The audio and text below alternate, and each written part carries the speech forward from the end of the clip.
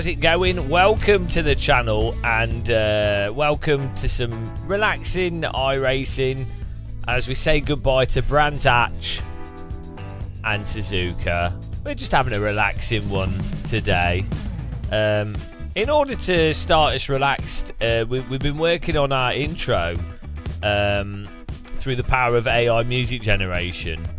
For those of you that are here straight away, for the early birds that are catching the worms, I've got something for you. Here's the new Game of Muscle intro. In the dim light of his room, he sits all day, tea drinking baldy in his virtual fray. No license in hand, never felt the real road. In his sim racer world, he carries his load.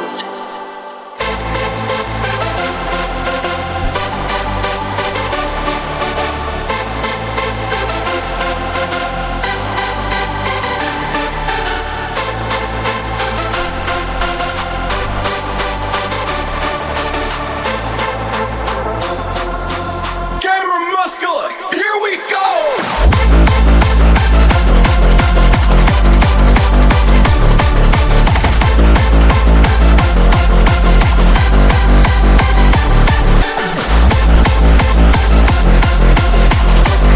That's it's just a warm up. Been ruined by AI. I may have been up till 4 in the morning making AI music. I may have been up doing that. Oh dear, so good. Don't need to do any. I don't need to produce music anymore with Fruity Loops. Thanks, Skywilk. Don't need to do anything now. Well, I was also. Well, let's fix this first. I was also working on the graphics for the Game of Muscle challenge mode in AC.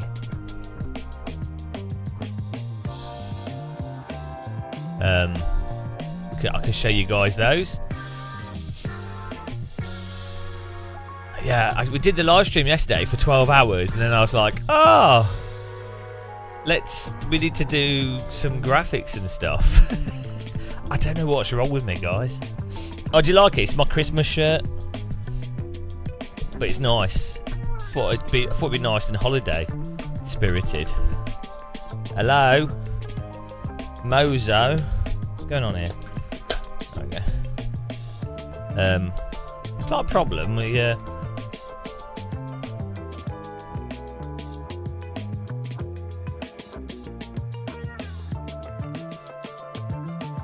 bit of a problem with the force feedback. Ah, there we go. Yeah. Do you want to see the new graphics then? So I've been adjusting. You early guys get the preview of everything. Been adjusting my Steam Deck and things. So we have a race 1 graphic. We have a race 2 graphic. We have a race 3 graphic. We have well, I won't spoil stuff. We got some music for when we win and when we lose. We've got the boss mode warning. We've got the build up music.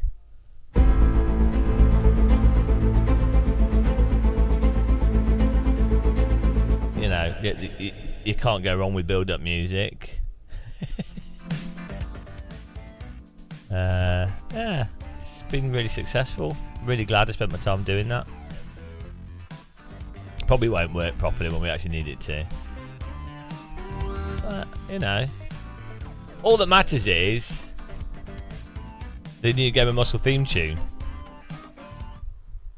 In the dim light of his room, he sits all day, tea drinking baldy in his virtual fray. No license in hand, never felt the real road.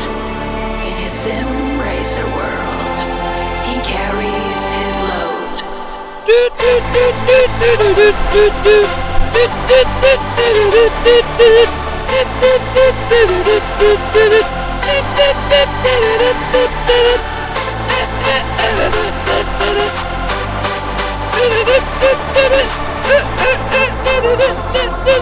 Camera muscular! Let's Here we go!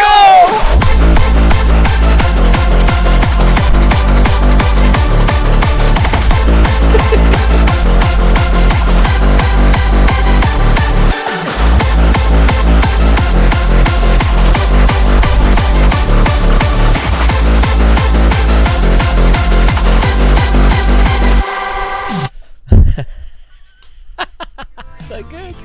That's all I need. I can listen to that all day long.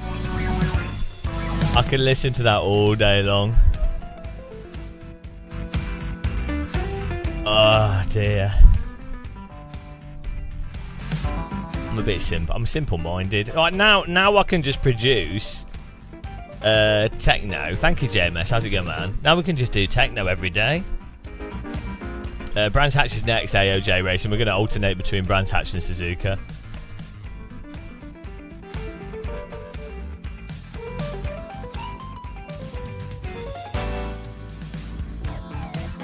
I think AI's taken over everything, guys. It's only a matter of time until we've replaced ourselves. Oh, here we go.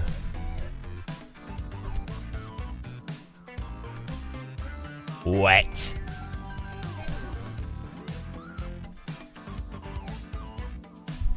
How long until we're all bored of AI? I think we'll get addicted to it. I don't think there's escape. There's no escape. Hang on. Those look like slick tyres to me. What are you doing, game? Hello. What are you doing? Wet.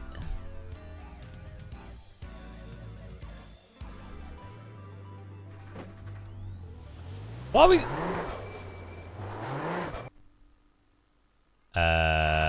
This is a problem. Why have we got... Can we not... Hang on.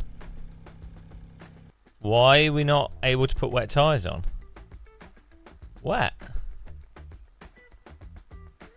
Done.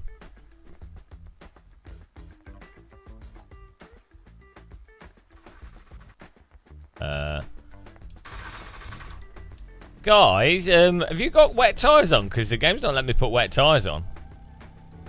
It's a little bit of a problem.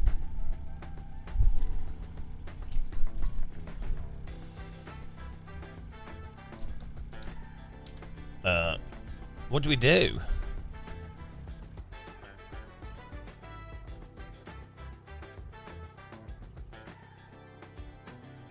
I did not click apply. Apply. No. What do we do? We can't drive in this weather with... Right, let's try applying dry on. You're on a dry tyre.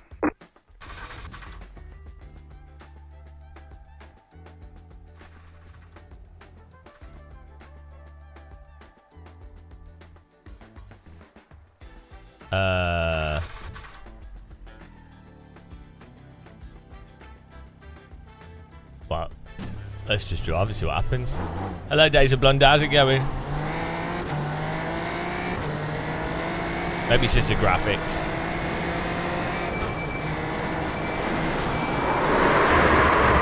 It's not just the graphics. What? What do you do? What do you do? Those wet slicks, yeah. iRacing's rigged the game. Alright, let's try reloading into the game. Maybe that'll work.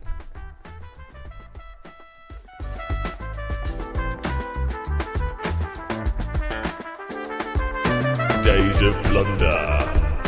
Days of Blunder. Days of Blunder with its thunder lightning coming at you from the sky tonight. Watch out, it's getting bright. It's Days of Blunder with the thunder. The pace car is out of control. Ah, the pace car ruined it.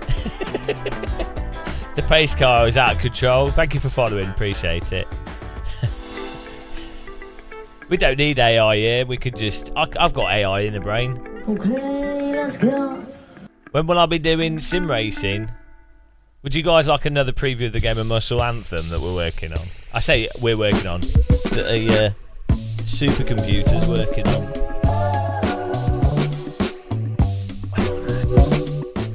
The dim light of his room, he sits all day. All day. Tea drinking Baldy in his virtual fray. No license in hand, never felt the real road. In his sim racer world, he carries his load.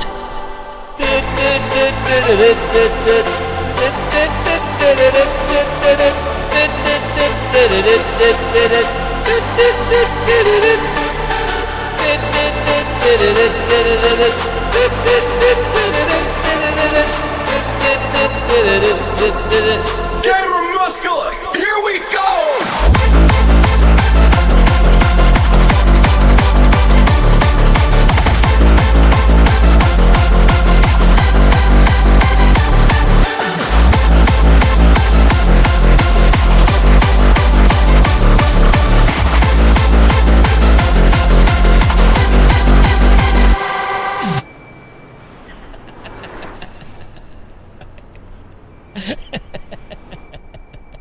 Yeah.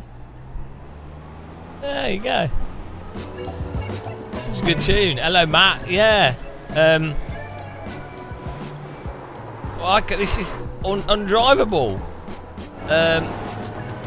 It's my Christmas shirt.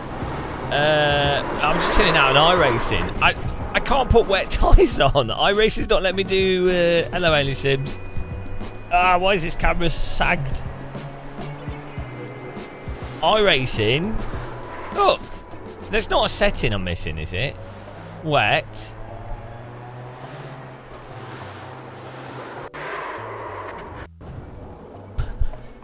It's not letting me pick wet tyres.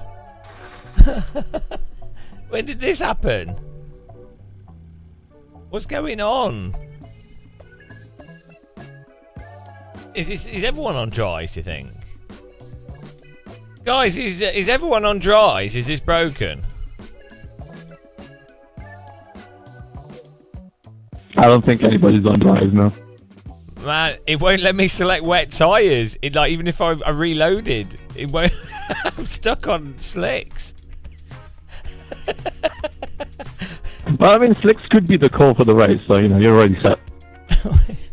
I can't even get out the pit lane. What?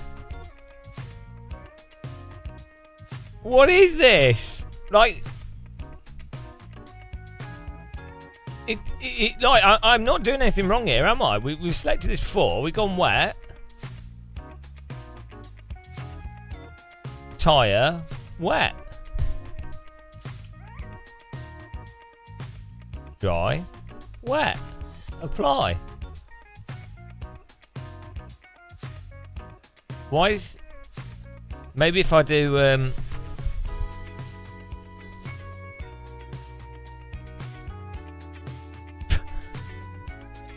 What? This is a weird bug. I don't even know how this could happen. Yeah, it's changing to wet, but look when I get in my car. Oh, look. You guys can't see it. We don't have wet tyres on.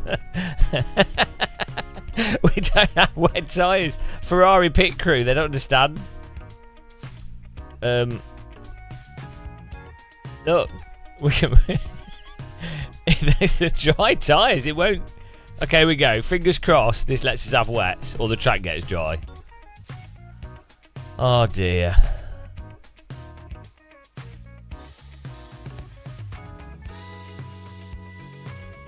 No, they're still dry. They're still dry tyres. The estimated strength of field is 3,000. Come on, go for the ultimate strat.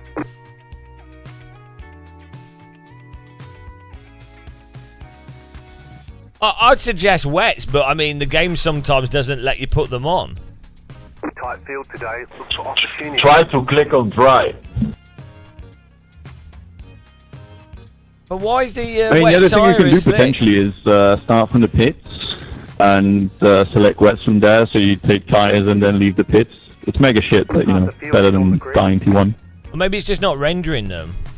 Or maybe it's just a graphics setting and it's just not rendering the tyres different. I heard that happen. Because the wets have a groove in them, right? Yes. Yeah, like me. To click on dry tires. No, I've done. Maybe. 5 cars. I'm showing as wet on someone else's stream. It must be a graphical issue. Everyone else's tyres are slicks as well. It must be just low graphics, shader issue, I think. Good luck, guys. Sorry if I crash at the start. I'll try. I'll be careful.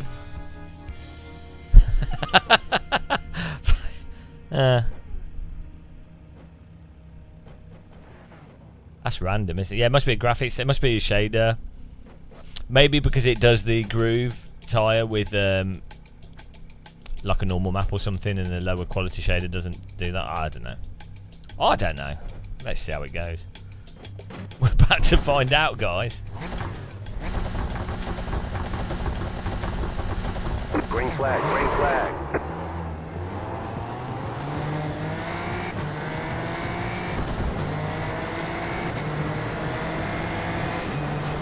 Car on your left. Still there, hold your line. Clear.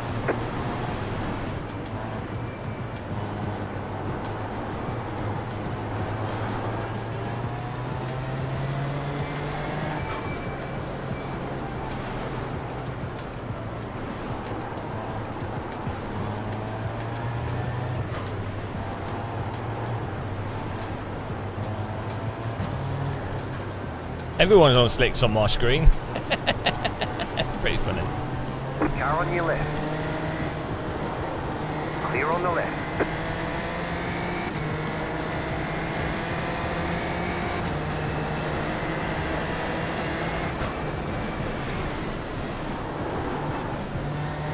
You got a slow car on the left.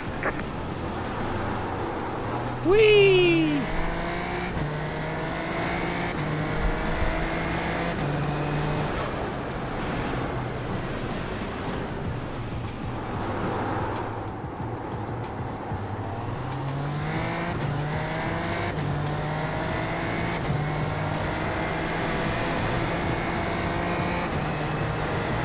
Yeah, welcome along, everyone. Hope everyone's well. I'm a bit brain fried, but it's all good. I assume you guys are all brain fried as well, hopefully.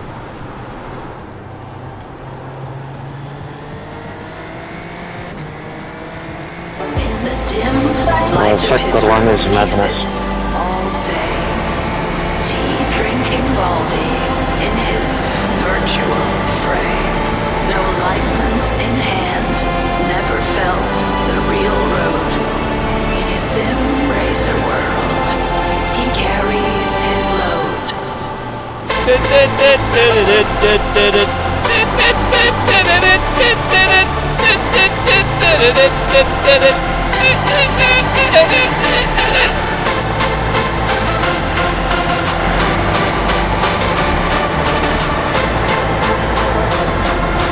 Gamer muscular, here we go!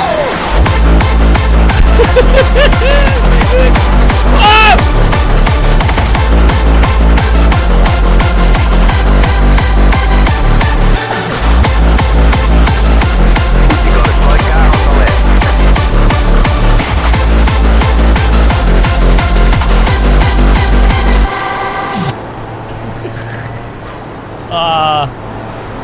Gamer Muscle, here we go!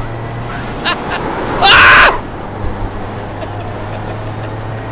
This is all There's an fine. incident behind. This is all fine.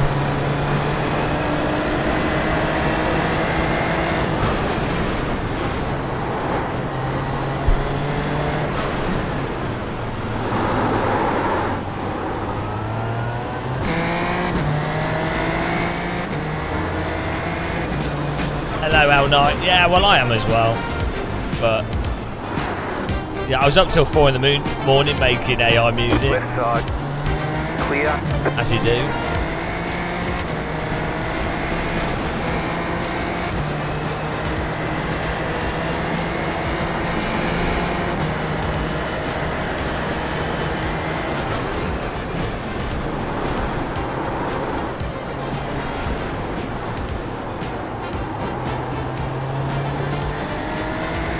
Let's go.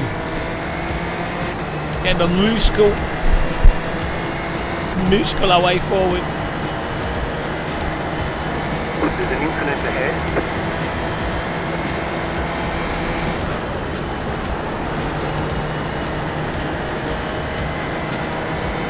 Slow car ahead. Car stop on the left. Car stop on the left. There's an infinite ahead. Car on your left. Go right. Still there. Hold your line. Go right. Clear on the left. Good job, Vasily. You're in the top 10. Why do I get 4x from that? What's his fault? Car on your left. Go left. Keep to the right. Keep to the right. Stay on the right. Oh, we've got some big brain driving going on here. Stay on the right. Clear. Car on your left. Ah, these guys Stay on the driving right. in the wet as if it's dry. Keep to the right. Still there.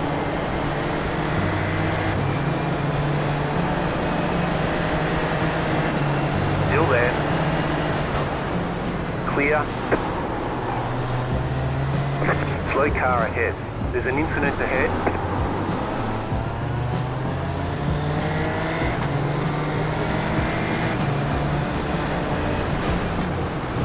Car right. Still there. Clear on the right.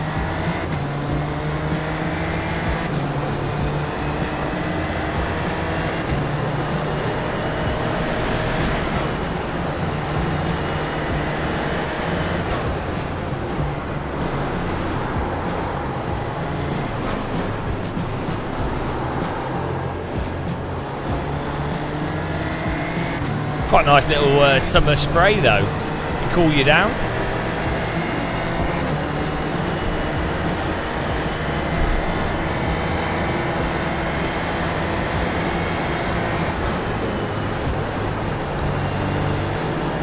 Good morning, Delta Bador. How's it going, There's man? an infinite behind.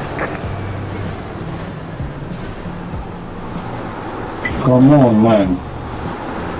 Why you drop the The foot? car in P2. Just set the fastest lap. 6.479.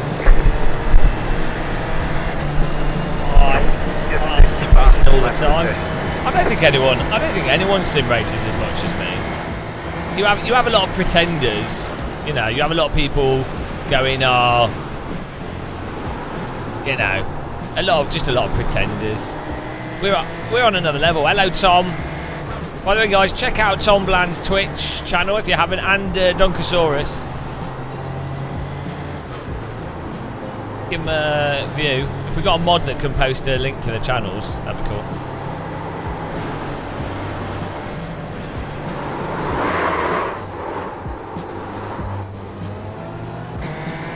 That's why I use the brake and accelerator.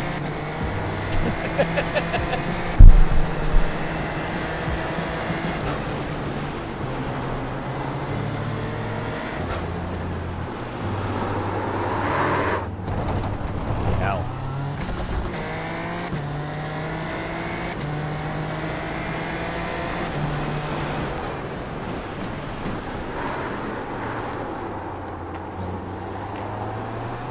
The car behind is closing on you. The gap is 7.9 seconds. I'm alright, yeah. I was up till 4 in the morning. I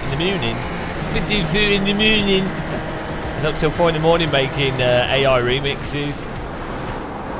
I keep trying to push a bit harder, but you don't want me to just do a normal counter steer. You don't want it.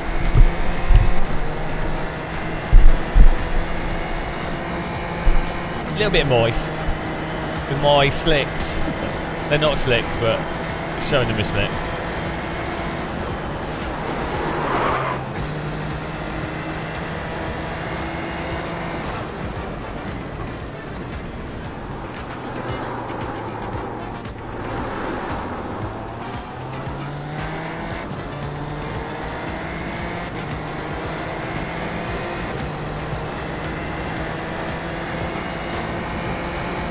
iRacing is the most advanced and comprehensive racing simulation software in the world. It's also the most realistic.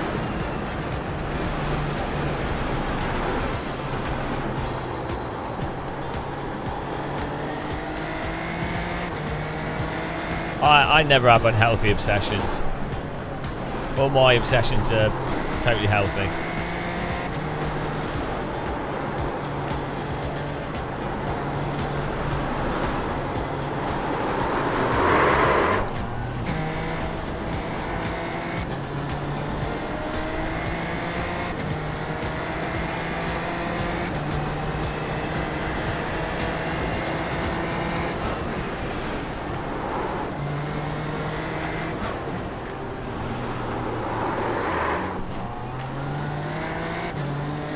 I really like the chaos ring. We are where we expected to be. It's bigger.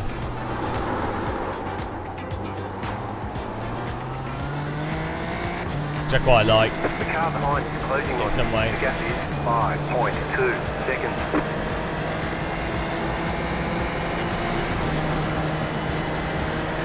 I didn't used to like bigger wheel rims. But for some cars I don't mind it too much. I find if I run the force feedback stronger in the games, then I use a bigger wheel rim. It offsets the things I didn't used to like.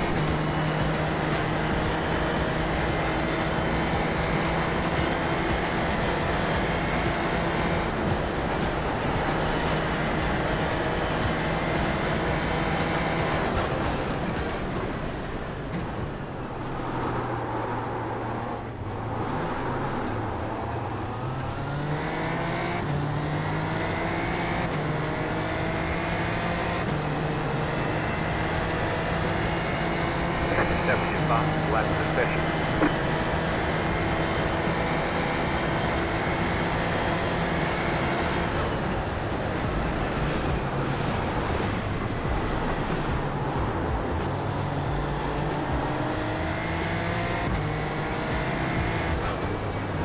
I like the Moser wheel rims. I think they feel nice. The only thing that you could really complain about this wheel rim is the buttons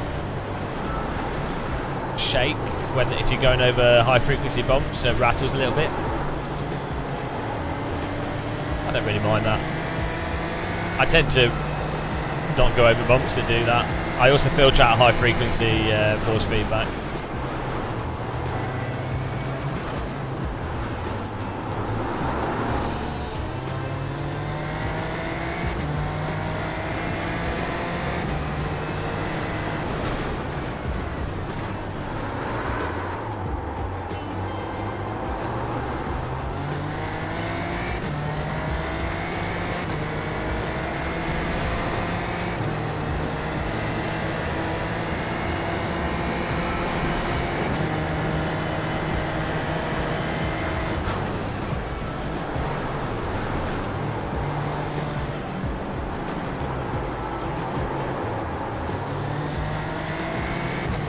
You have to drive this in a really, really passive way.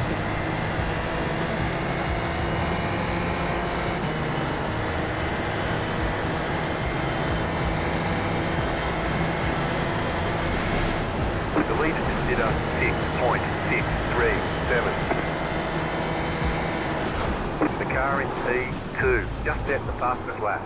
5.055.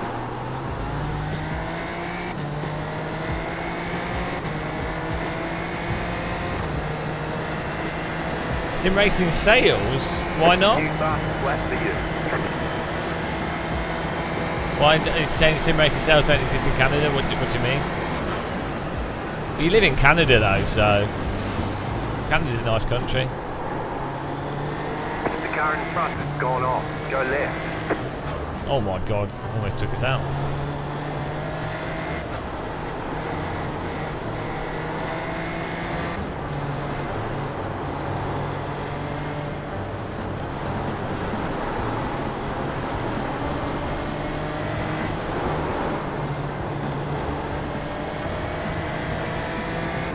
Hello Craig, how's it going, man? You got them on eBay.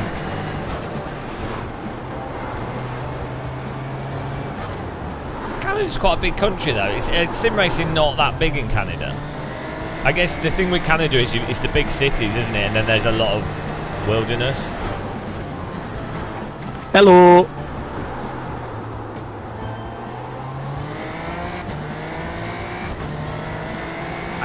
I heard that Skidoo simulators are big in Canada. Polar bear, getting eaten by a polar bear simulator. They make 3-year-olds play that at primary school or kindergarten or whatever you call it over there. First, when being attacked by a polar bear, take your machete from your back pocket, cut your arm off and throw it at the polar bear. I have no top speed, man. That way, the polar bear will be distracted eating your arm. Remember, a finger is not enough to distract a polar bear. First thing they teach, first lesson in Canadian primary school.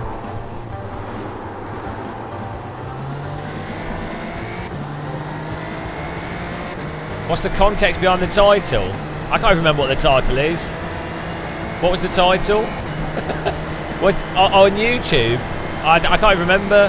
How's it going, Luca? My brain's a little bit cooked because I didn't sleep much last night.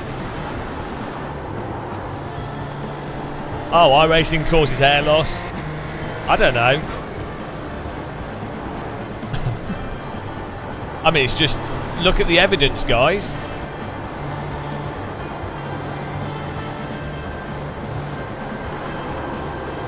What's weird is Matt Malone, Emil Bernstoff,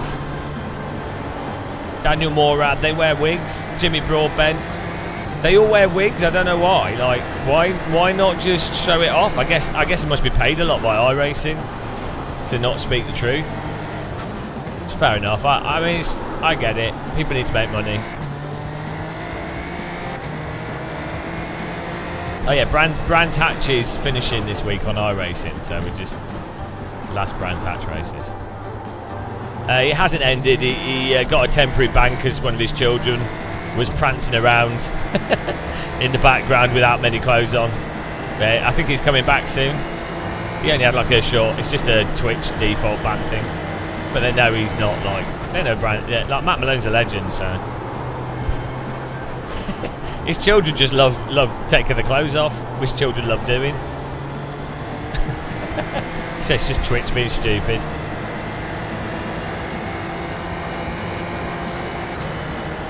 Oh, is he live now? There you go.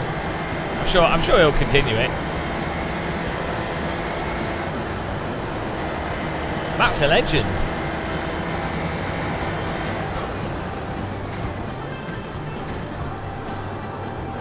Car 6 is up the front.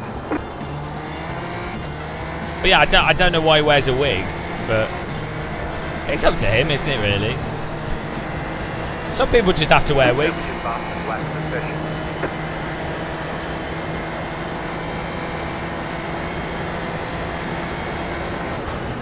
Hello, Geoda.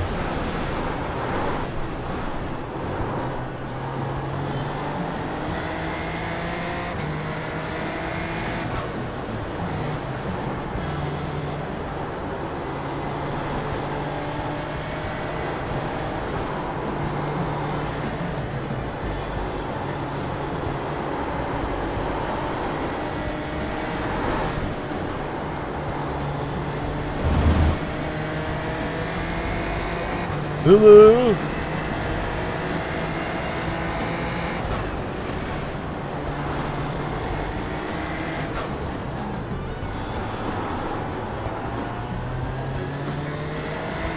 Yeah, go and follow Matt Malone, guys, if you haven't. It's entertaining to watch.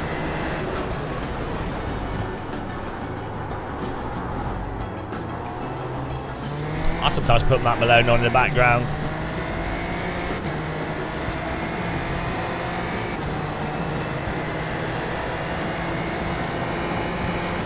A meal deposit. I'm actually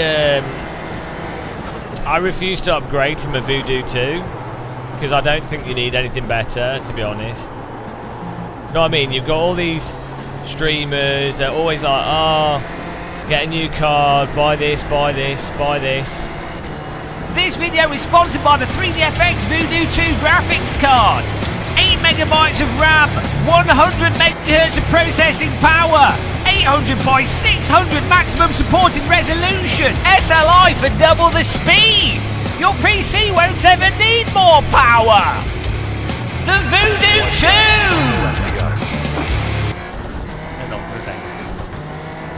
You don't really need anything else, do you?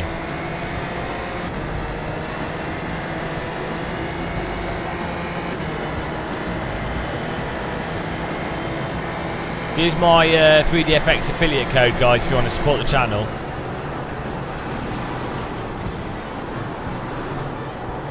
Really appreciate those of you that buy 2 of them and run them in SLI.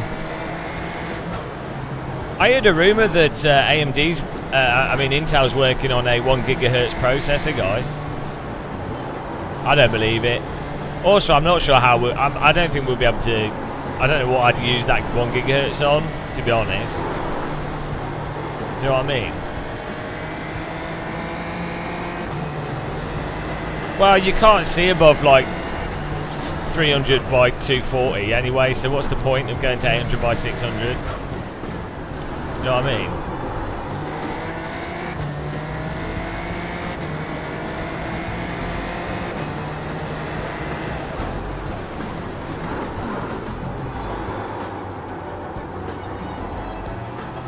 Gaining on the car in front. The gap is 2.2 seconds.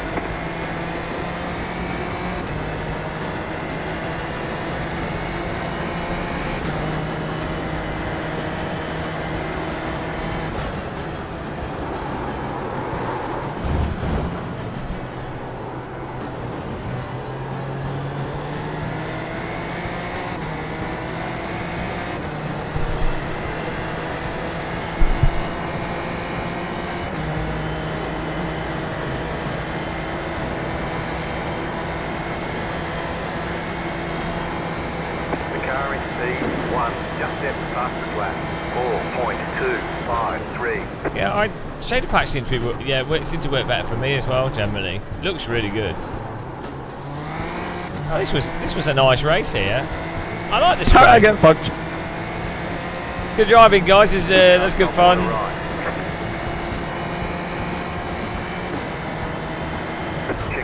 Checker flag. I'm reporting whoever won the race. Nice run. Unacceptable. I think we should all report whoever won. King Italian bastard. Alvin Chan, yeah, we should we should get him banned from iRacing. If we all ban whoever's faster, then we will be faster. Logic. I really hate you. I just wanted to tell my country I finished ahead of this Italian Dario Frattini. I mean, have you tried driving faster? Have you tried not cutting damage on lap 1? Shut up! This real okay, you beat me with damage. I'm gonna shut up now. I wasn't even lap 1. It was still on the grid. Thanks, Zacharage. But no, GG's, I really love that. But Jesus Christ, you're so insane fast, man. I just can't believe what I was seeing in turn 1. Alright, let's have a look here. Thank you very much, guys. Welcome along. Welcome to the channel. If you want to join the teapot, there's the QR code for the teapot. It'll change your life. Not for the better. Those of you that joined, you probably want to hear the Game of Muscle anthem. Light of his room, he sits all day, tea drinking baldy in his virtual fray. No license in hand, never felt the real road. In his sim racer world, he carries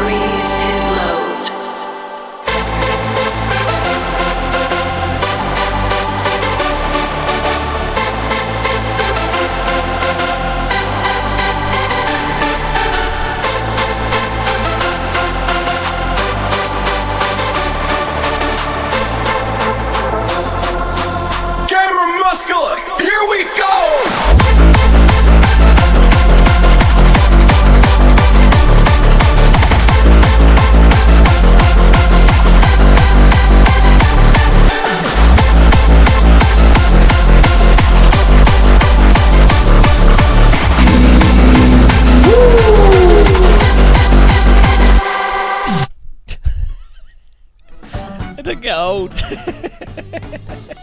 It doesn't get old. It doesn't. Well, in my head, it doesn't. I'm sorry, but I'm quitting everything to just make AI techno music now. From now on. Right, let's have a look at the start of this race. I mean, I no longer need to use my Fruity Loop skills. I could just spend a few hours. I could just spend a few hours.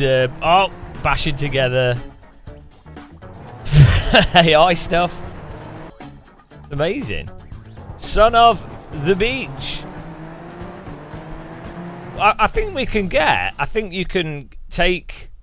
We could take stuff we've already made, or take audio clips from iRacing and instantly produce AI techno from it, with a bit of tweaking. The pace car is out of control. Oh, thank you. So those of you that joined us, we have a new thing that we do in AC, where it's Gamer Muscle versus subs. And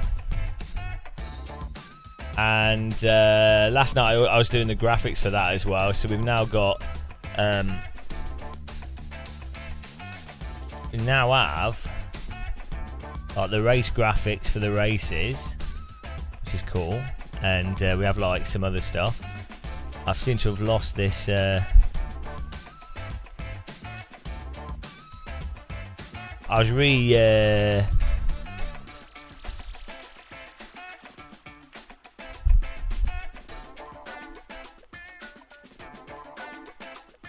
there we go. So we've redone all the graphics and everything, so we can do that, which is pretty cool. Got music and stuff. Top GM. The Bridgehampton track. Yeah, I've driven that. It's a good track. Hello, Orimu. How is it? Well, iRacing is the most advanced and comprehensive racing simulation software in the world. It's also the most realistic. I want to remix that into a techno track. It's also the most realistic.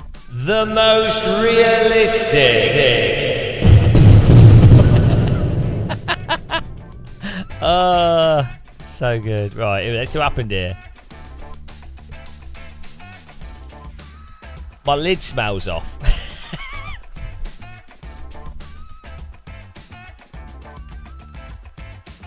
There you go. We need to clean my lid, guys. The lid needs to clean. Yeah. So we got that. We're gonna do some Brands Hatch. I'm kind of chilling out. We could do some AC maybe later. But I'm really just taking it easy today, because we did on Saturday we did 7 hours of Nordschleife, and then yesterday we did 12 hours of racing. So I didn't sleep much last night.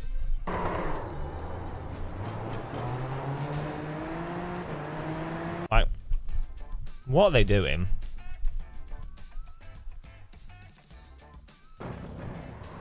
John Rambo. What? How do you mean? It don't really matter. iRacing is the most advanced and comprehensive racing simulation software in the world. It's also the most realistic. Why are you asking pointless questions?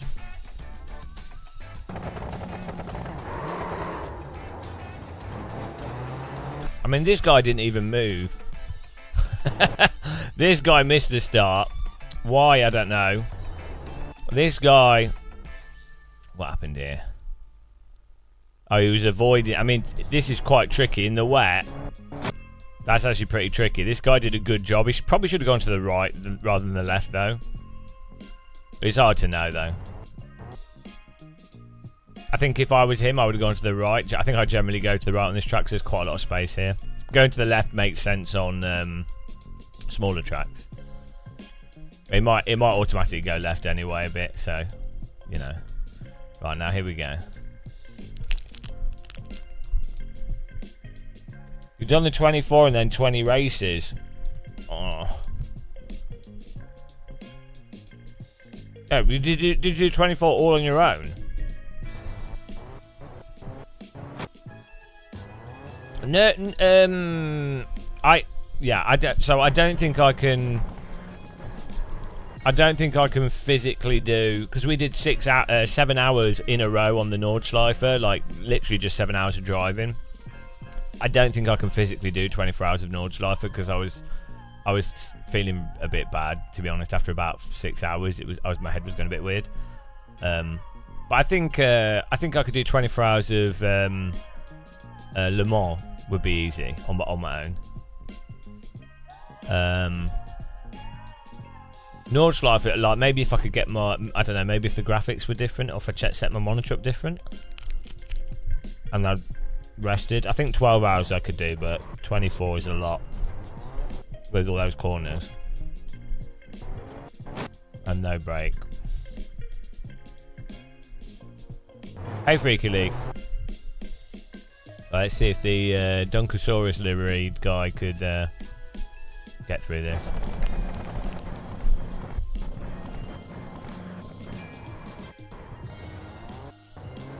Well, I mean, I don't know why this guy is going full pace. Did he not see the other car? Yeah, I mean, why? If you see this, you have to lift. Or, like, you have to have gone right. Or you have to have lifted. Yeah, it's a nice shirt, isn't it? This is what I wear to the bank when I try and get loans or like important job interviews. It's actually my favourite funeral shirt. I've got some very traditional family members, so I turn up to funerals in this. Right. Dario, I think, should have, at this point here, you would have seen that. Come on, Dario, you can avoid that. I'm not sure why people go left at the start. Like, my natural thing would be to go right, because you have a habit of people moving to the middle, which means the people on the left will move to the middle. And also, you want to be on the inside for the corner.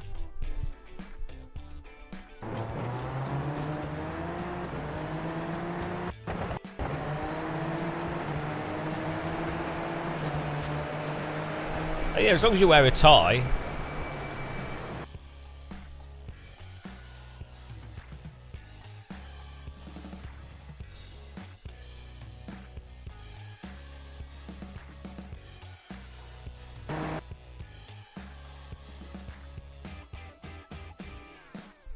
Right, we had a bit of side by side, which was nice. Side by side, we need some like Eurobeat. We need some AI generated Eurobeat about how iRacers can't drive side by side. Notepad. Let's write a song. Notepad. iRacers can't drive side by side. We'll work on this. iRacing drivers side by side. Collide is obviously in there.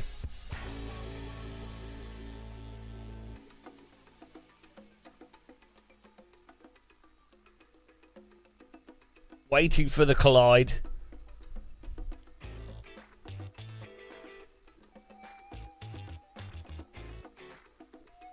Wait for it. Here comes the collide. Wait for it. Here comes the collide. Ahoy! Look who it is, it's LFSM XXXX, he's triple X, he's sexy, he takes off his clothes in the shops, he takes off his clothes in the cinema, he takes off his clothes in the bathroom, XXX, triple X LFSM. The song was ending, so I couldn't continue rapping there. Why are you taking your clothes off in the cinema?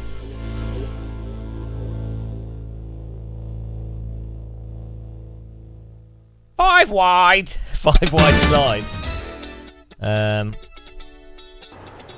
Yeah, what happened here? Let's have a look at this. What happened here? Did someone forget to use the brakes appropriately? Oh, no. Oh. Did someone go for a really moronic move? Oh. Was that a netcode or what was this? What? What happened here? Magilla Gorilla Sim Racing. How's it going, man? From Australia. Struth. Would you like a Foster's? Kangaroo. There's a possum in my dishwasher.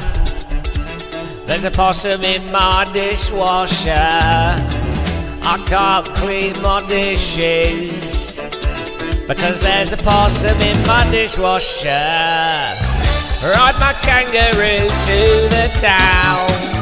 Ride my kangaroo in a nightingale. Kangaroo, it's how I drive. I have no wheels on my kangaroo, but it's fast. There's a possum in my dishwasher. There's a possum in his dishwasher, so he can't clean his dishes. Oh, there's a possum in my washer. Hang on, it's another song for AI. There is a possum in my dishwasher.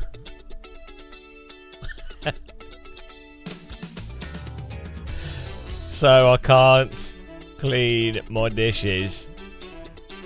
Going to ride my kangaroo into town to find what would you get? How would you get your possum out of the dishwasher?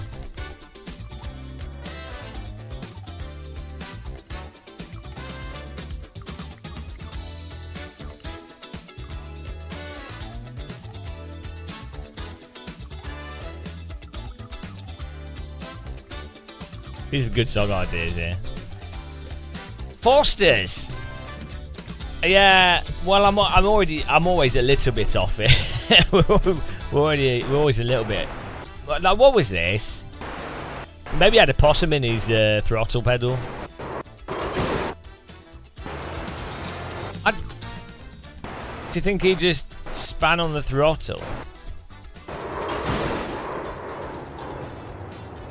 What? Why does this guy then throttle into him? What? What is going on? iRacing is the most advanced and comprehensive racing simulation Andrew software McCormick. in the world. It's also the most realistic. Then what happened here? Right. I think I was alright. I'm on the right.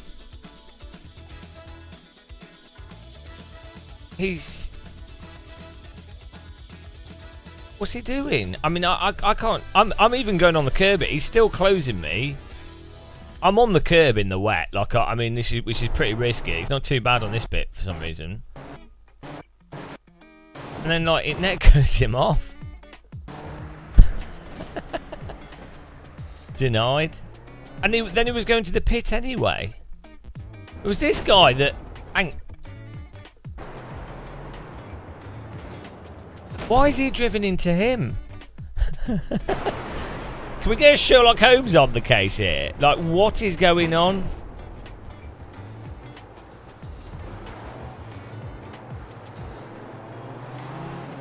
I don't think people have, like, the most basic of control over their vehicles. I certainly don't. He's on a plane in Malta. Well, hang on. You're on a plane in Malta. How are you typing? What sort of magical internet is this? No, the graphics are bugged out, so it's showing. It looks like slicks, even though it's wet. Right, I feel like this. I feel like this is on this car as well. He's a passing car. Obviously, the track's wet. Obviously, I can't take this super tight line there because the puddle. Oh, you're waiting to take off, and he's. Yeah, it's fair enough. It's like just normal racing. But then I don't know why he closes round here. Is a bit. If you're on the outside, it's probably you that's going to get wrecked. So I don't think it's not really worth it necessarily, is it? I think he might have got the place though, so maybe it is. Maybe it is worth it, guys. What do I know? What do I know? Let's see, did we... The tricky thing is when in the wet with other cars, the other drivers are going to be... They're not going to be at the edges of the track because of where the puddles are. So you have to leave space knowing where the puddles are going to be.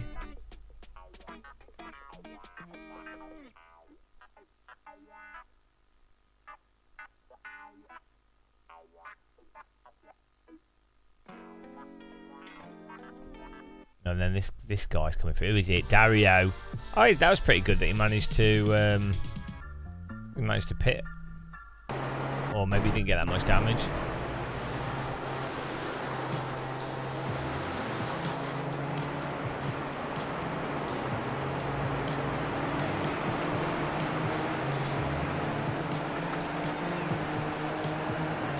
Matt Jones, yeah, no, I had to shave it off, unfortunately. Sadly. The ultimate sim racing haircut. It's a haircut for other people, not for me. I won't be able to see it. Right, let's off to Brands Hatch we go, guys.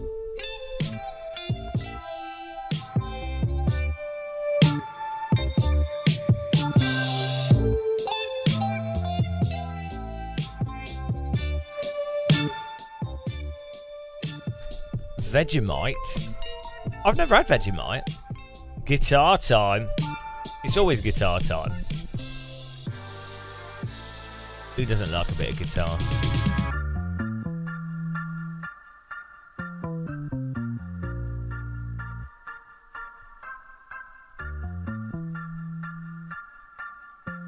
It's really weird when you change your... I use a Stream Deck to navigate all the screens and graphics and everything. I mean, every time I change the layout of it, it totally cooks my brain. Absolute brain cook. I think we could have another Game of Muscle intro. I've not heard of bad, not good. In the dim light of his room, he sits all day, tea drinking Baldy in his virtual fray. No license in hand, never felt the real road.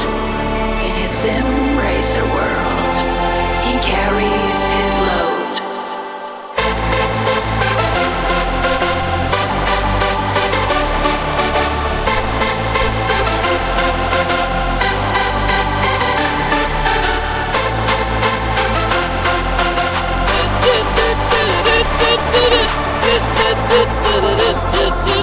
Camera muscular, here we go!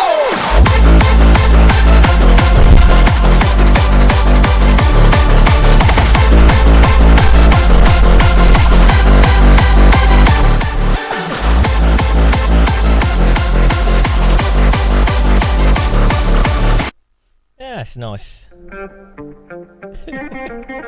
Oh, good. I was going to be making hundreds of techno tunes. Ah, so good. We need to make one about Matt Malone. We can make a funky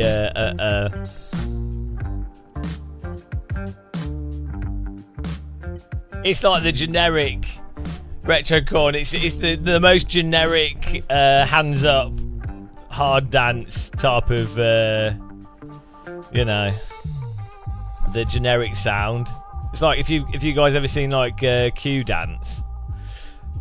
It's all like it's so generic, it's hilarious. It's like in a world.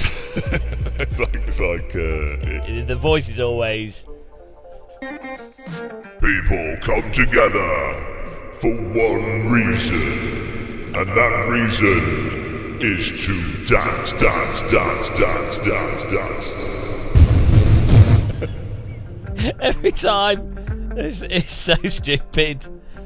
We are all united by a single force. The force of music. Every time. Oh, it's like Every year, ravers from around the world come together for the biggest dance event. That event is DEFCON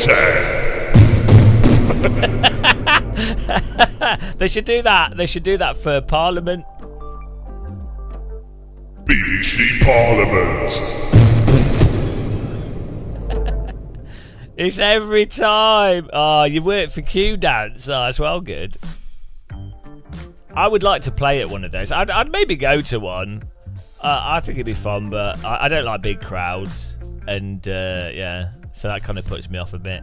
But I think it's a good value for money, like, for what you get. Like, the light show and the fireworks and no illicit substance taken at all. You know, it's all, like, above board, obviously. You know, it's...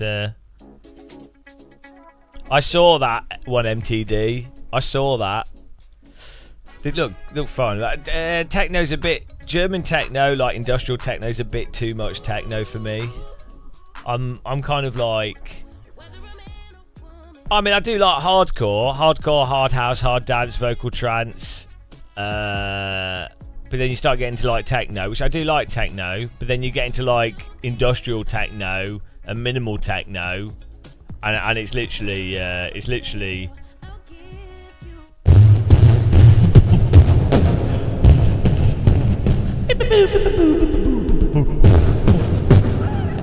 and there'll be a click.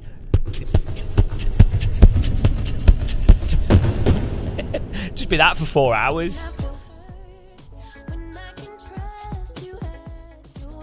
Yeah. I go weird just being around lots of people anyway. Like, it messes with my head. It makes me... It just... I don't know.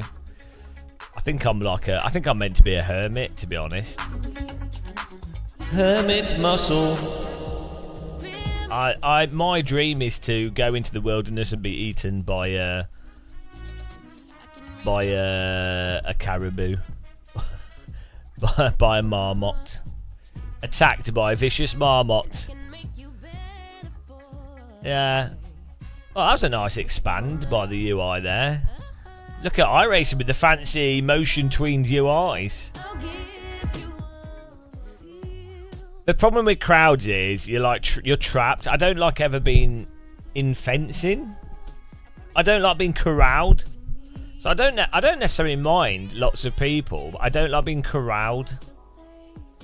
So like even when you're at like a race or something, it's fencing around. Fences just make me think it's like apartheid Africa or something, or like, you know, or like a like 80s Berlin or something, or like you know, like some kind of gulag or prison. I just like fences, put me on edge. Yeah, and then I've seen loads of... I mean, you can Google like fires that have happened in nightclubs and things, or you can see what's happened with people getting crushed. Like, crowds are stupid. So yeah, no, like, I know too much. I've seen too much stuff. It just makes me go, no, I don't think so. Because people just go dumb when they panic. Like, everyone, even you, like even I would. You just go, if you truly panic, you go mental. And it's hard to stay calm if you're squashed by people.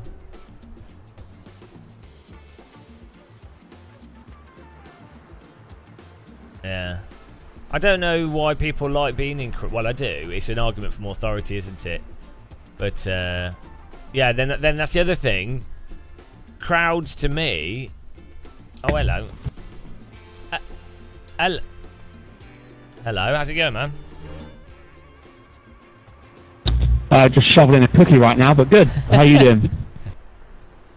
I'm alright. I discovered AI music generation last night, so I've just been making techno music since 4 in the morning. I say making. It's not really making, is it? Yeah. The pyramids were built by the people that said go build that. So yeah, you made it, mate. That's fine. Right, when I get taken to court for copyright infringement, I'll be like, I had advice from Sam, David. Yeah, he had me. He signed off on it, so it's fine. Right, I'll be there. I'm in a nice orange suit. Off to jail. Are you living on this track at the moment? What's going on? No, literally you caught me on Tuesday and today. I just did the 24 yesterday, so I'm a bit knackered, so I was testing GT3s, but I just jumped here for I was out and chill. How did your 24 go?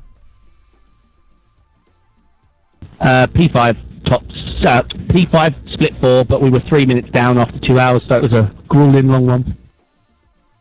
I mean, it's not a win, so to be honest, I think everyone should unsubscribe from you and just, I mean, I expect wins from you whilst playing chess.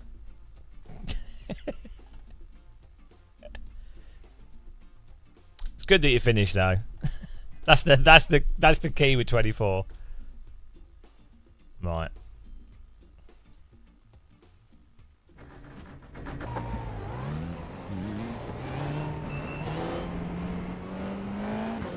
Feels pretty good, isn't it?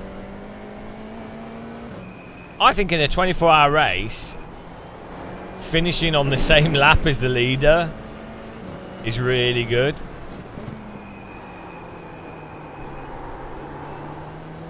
That's pretty hard.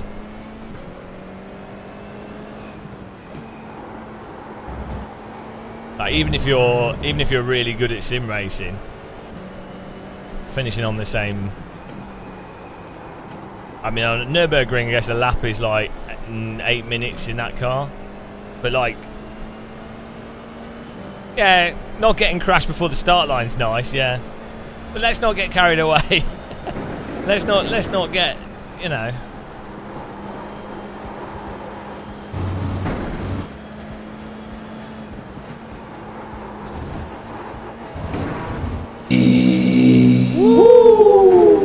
Guys, check out Sam Soyd on Twitch if you haven't. He does like guide stuff and things. He's sweaty. He's a sweater. He takes his sim racing serious. Sweat Soyd. Green flag. Okay, here comes your first time lap.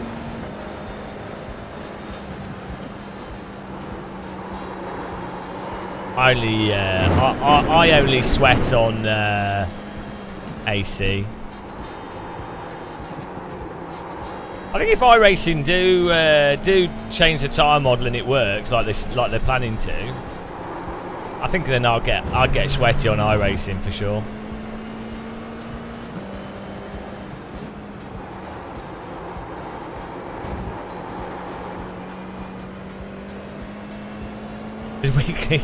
Yeah, I think he does stuff with esports teams and things. So he's into that side of it. He's into that esports side of it. It's a whole different sort of approach, like the pro esports scene. It's pretty crazy.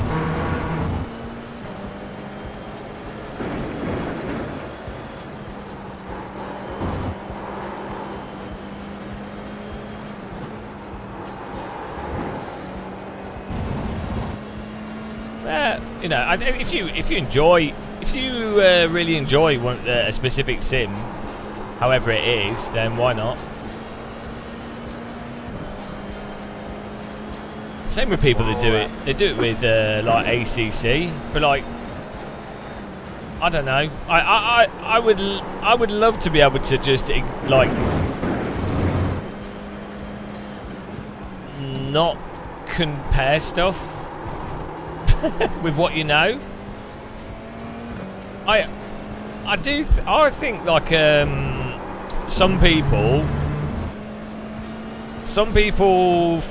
when they're focused on a specific thing, they're more hyper focused on that specific thing, and they don't draw things through interrelation to the same extent as other people. So like they'll be way more focused. They'll have more like attention on that specific thing. So I'm not saying it's a negative, but then like I think they don't sort of creatively link external things together. Like stuff's a lot more sort of regimented, which then makes it easier to not be like,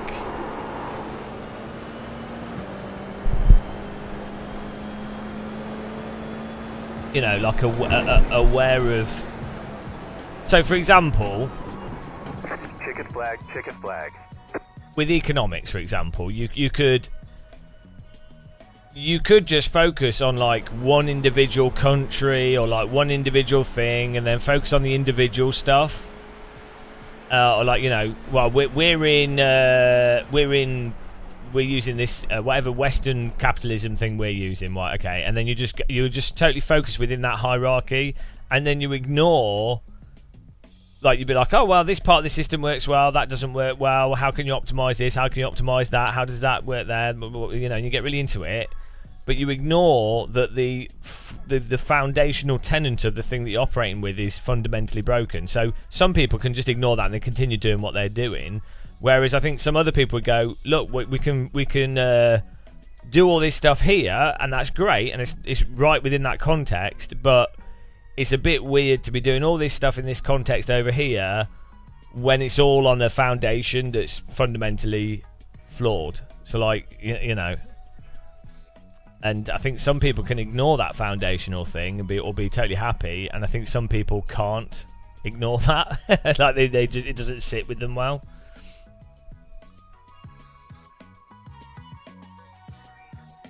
But it's harder and harder. If something's foundationally wrong, it's harder to convince other people of a foundational problem, because you'll always have more people hierarchically doing stuff above the foundation. So to say that the foundation of something is wrong requires you to go against a majority of people. So to change the foundation is really difficult with anything. And so then the solution, when the foundation needs changing in some like structural concept, the solution doesn't normally come from within that structural concept. Someone has to like do a totally new thing, but then that new thing ends up having a broken foundation. So it never worked. Like everything's broken. Yeah, you can't win because you end up with the same problem occurring again. Oh yeah, well the foundation's a bit better, but okay, now we can't fix it. Like the dogma of the foundation, it's like, oh, I don't like Catholicism, let's start another religion, or I don't like that religion, let's start another religion, it's like, okay. Yeah, but possibly Days of Blunder, but like that, the problem is to convince people. You have to convince them through either force, or you're dependent on the people being reasonable, and the problem is without education, people won't be reasonable. I'm using good luck, Ken. Thanks for the message, mate. Cheers, mate. Good luck. The pace car is out of control. Balls. Yeah, good luck. To the walls. Hang on, why did I qualify here? I wasn't even trying. The estimated strength of field is 3,183. Those are R12 with the DNF today would hurt our points a lot.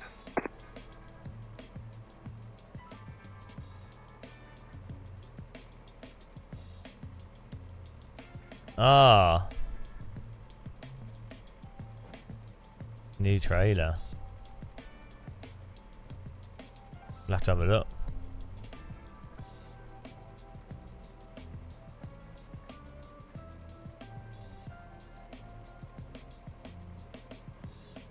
Isn't the current Pope actually quite good? Like, it's one of the better Popes that we've had for a while.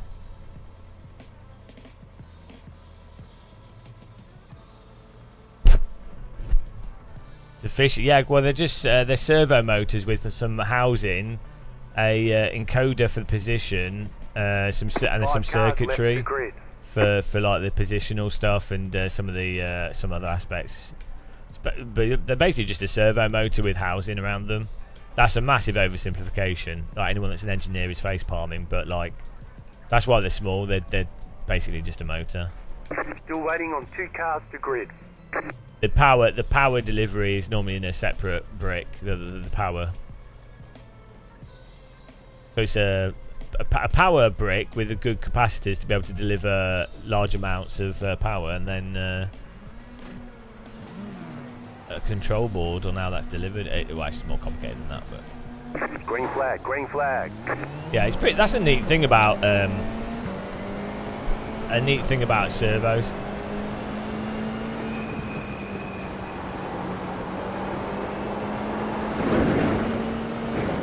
There's an incident behind.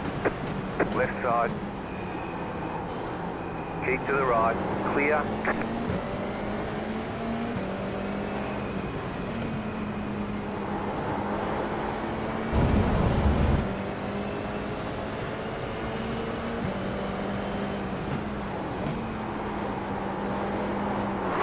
Go right. Left side. Clear on the left. Would be nice if people paid attention, wouldn't it? Left side. Clear. Like, even if you react to avoid a crash, you'll get rear-ended. Left side. Clear.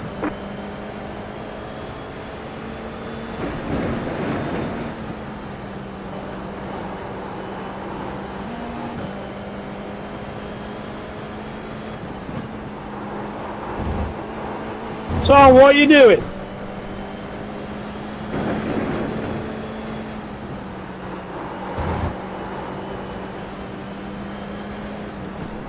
That guy, the guy that spun in front of us was because of iRacing's tyres. And once again, a really dull, slow slide that's absurd. But iRacing is the most advanced and comprehensive racing simulation software in the world. It's also the most realistic. There's nothing you can do, so... Thanks, iRacing. It's the thing, I've actually got pretty good at iRacing, I think, considering how bad I was at it. But there's nothing you can do about other people that are then struggling through learning its specific physics. Other than qualifying really high, but... You know, if you want to race, you probably don't want to qualify really high.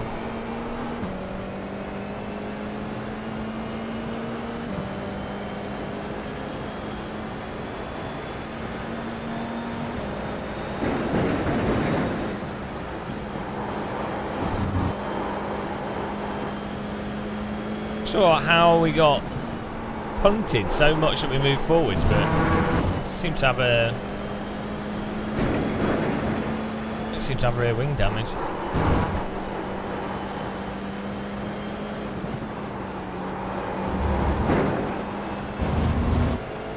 Hello, B Sim Racing. How's it going, man?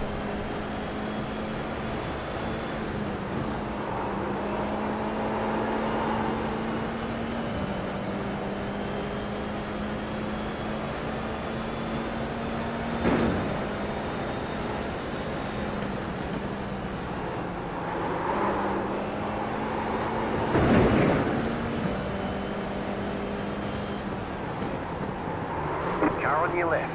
Clear on the left. Oh, did he just drive into the wall? That's a bit weird.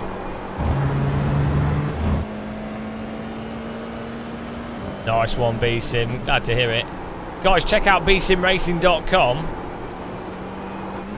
Sim racing news in one place. Hang on. bsimracing.com. All your sim racing news in one place. Don't just sim race, bsimracing.com.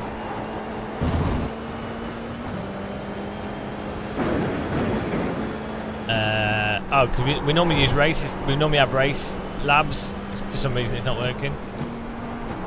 That's not a stupid QR code. That QR code gets us tea bags.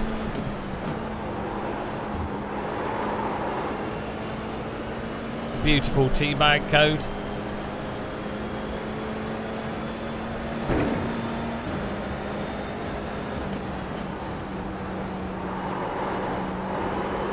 Glorious.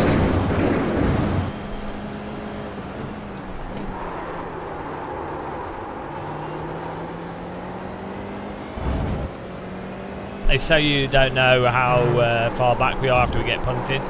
Keeps the mystery of the race going.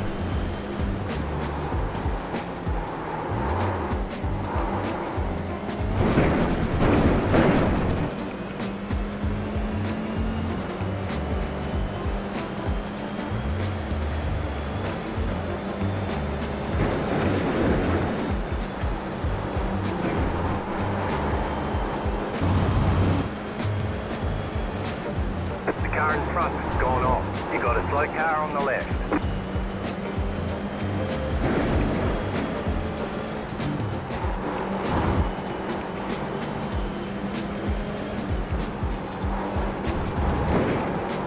You got a slow car on the right. Go left.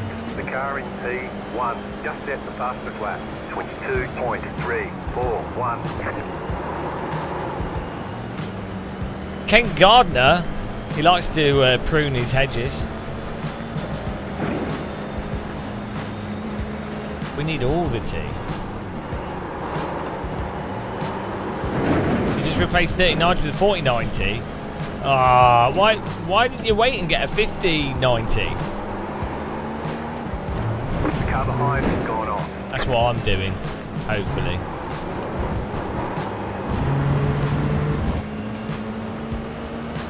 $50.90 all the way.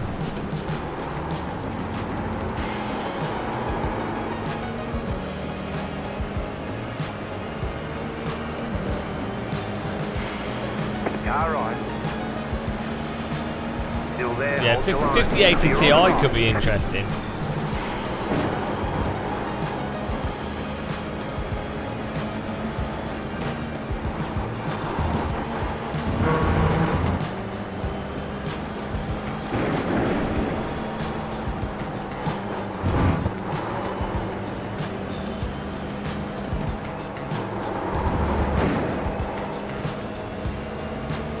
What H pattern would I get?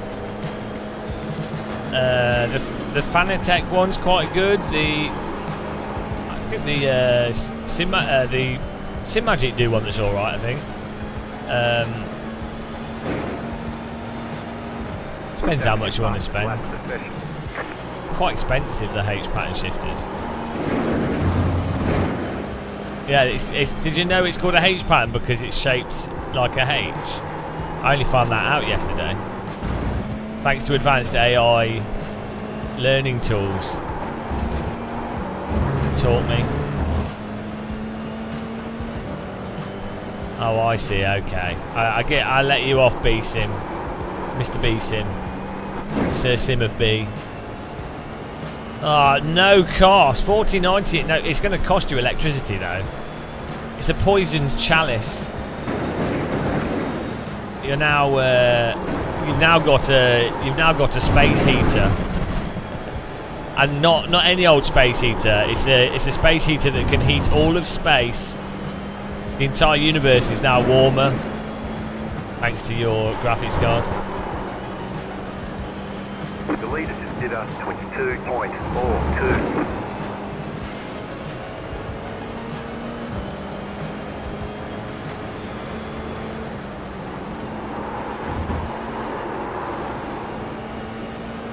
Yeah, B Sim's Icelandic. That's just, so they have names like that. Lovely, sound lovely. We killed the leader last race and we joined like a donkey this one. GG's, mate.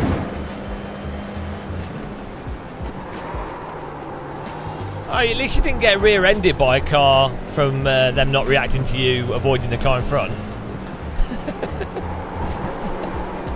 No, that rejoin was actually like fucking criminal. Like, holy shit. Oh, well, you can report it and iRacing will moderate it, I'm sure.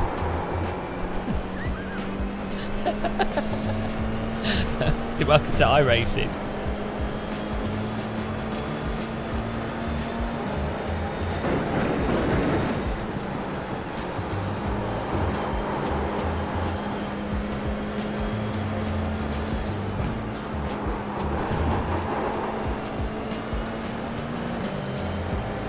probably have like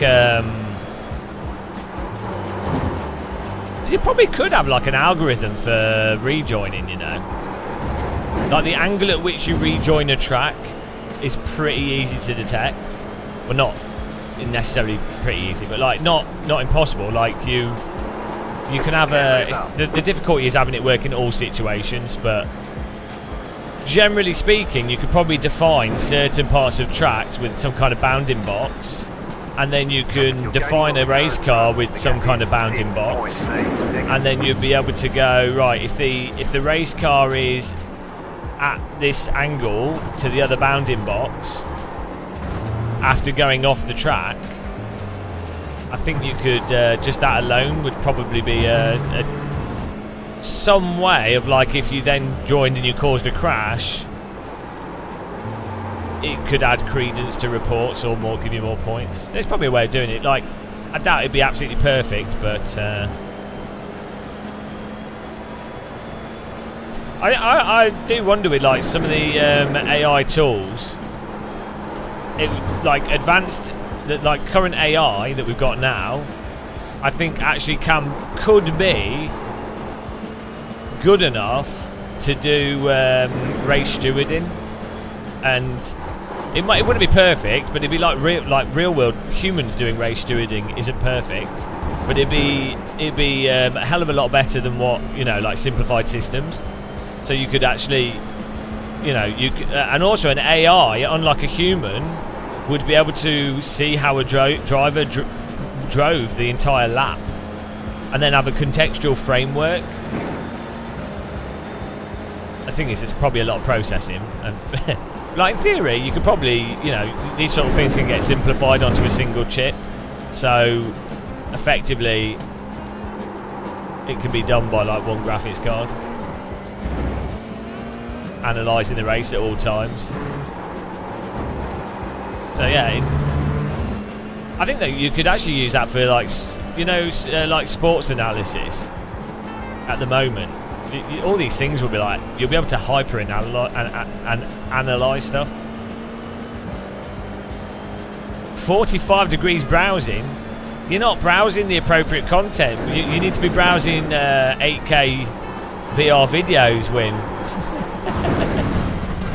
Real content.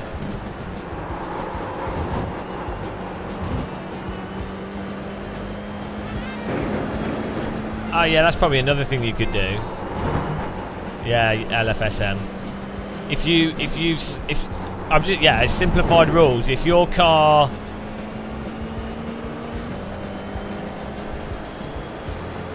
if you've gone off the track, if you're rejoining the track,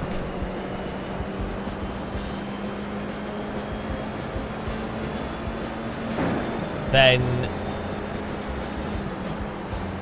the accident that you were caused probably great, and as the onus, the situation of someone leaving a track and rejoining it is I think it's a more simplified situation.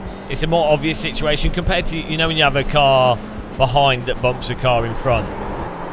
That's actually quite a complex situation. Right side. Still there, hold your line. Stay on the left. Clear.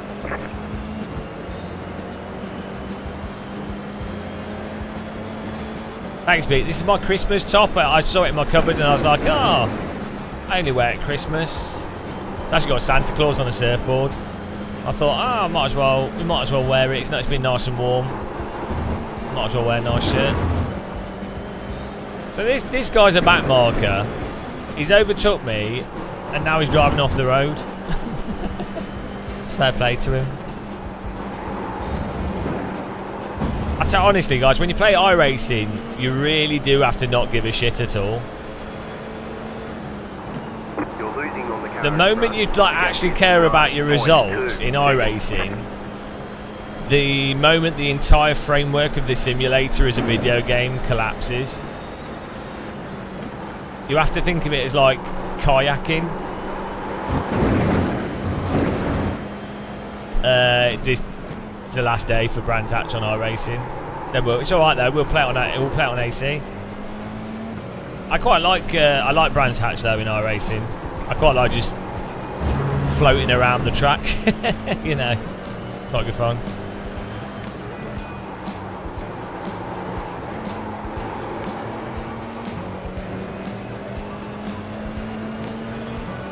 You got it, slow car on the right. Car stop on the right. Go left.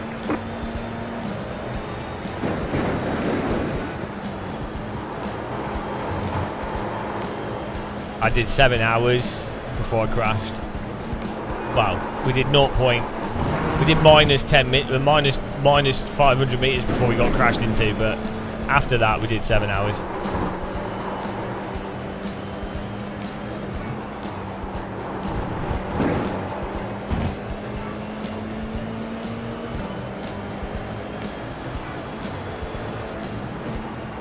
The car in front is pitting.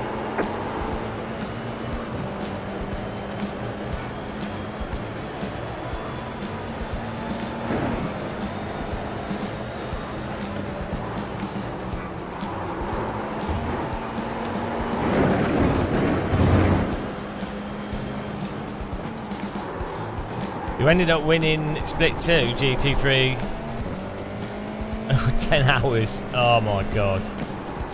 Yeah. Nice job. Well done.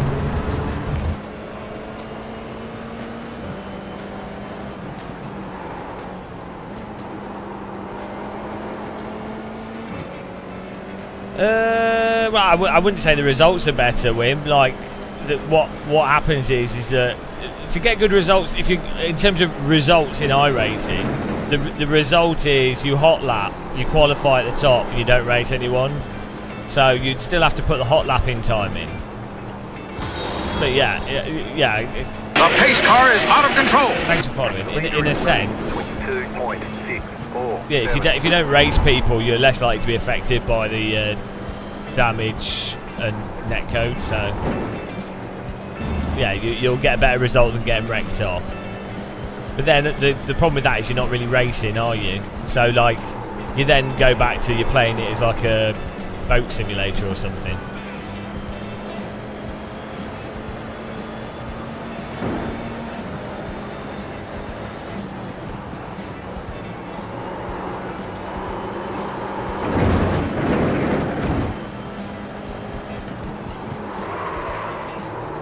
I do think iRacing is it is quite a good battle royale game.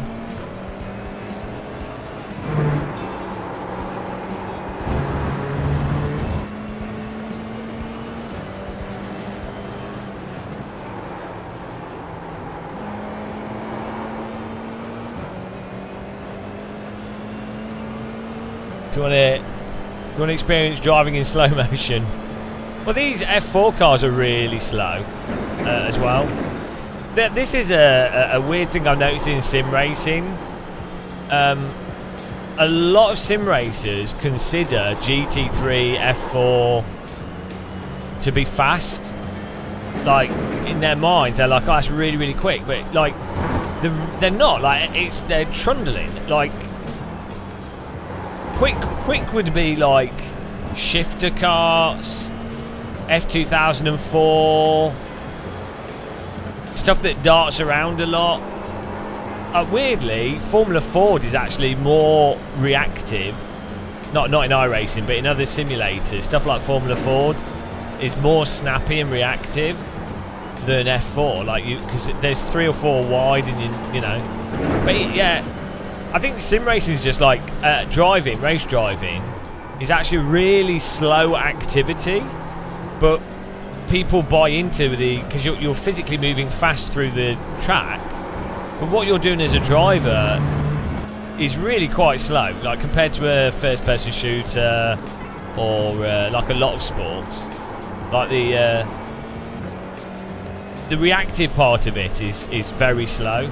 It's more like knitting or something, which is fine. I think that's quite nice. It's one of the reasons why I like it. Like I find like COD and stuff too quick for me.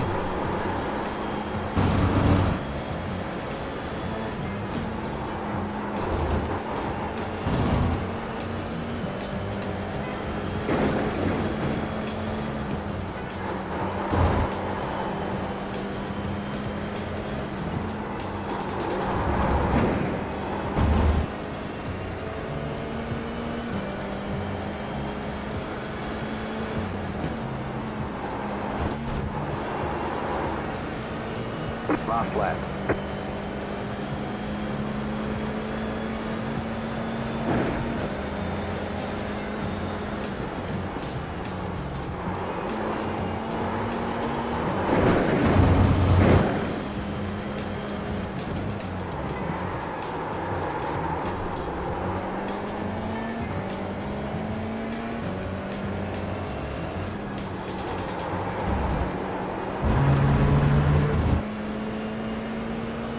Trabant Cup. Well, 70s Mini's actually quite frantic.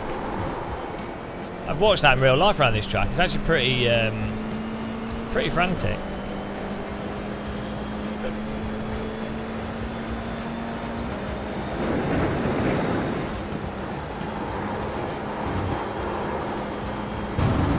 Yeah, nice job, Callum. The car in P1 just set the fastest lap. 22.238.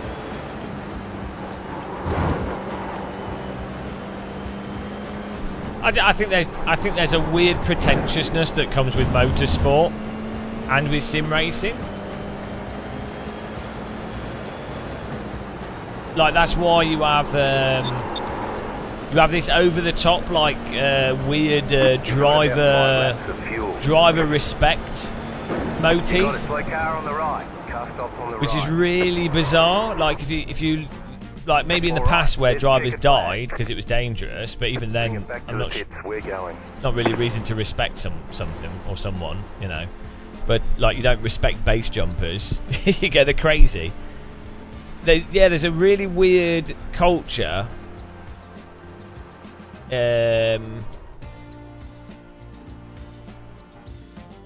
Like compare motorsport to something like UFC.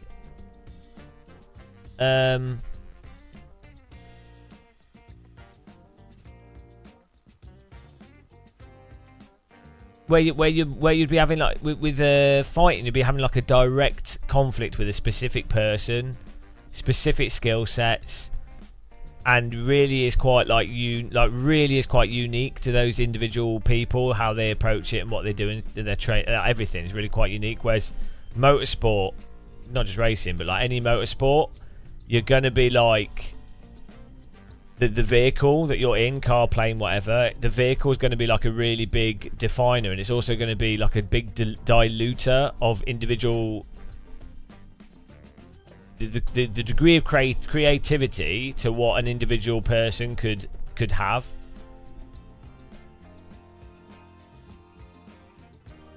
Yeah, I think there's a weird. It's a weird rich person, like rich person worship partially. Like there's this. It's really it's a really weird parasocial aspect to, like, you get it in all sports, obviously.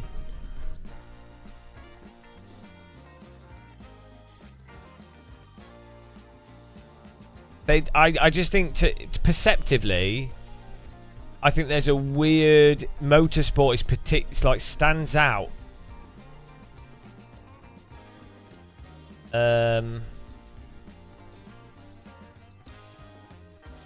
It's different. That sort of sportsman worship is different.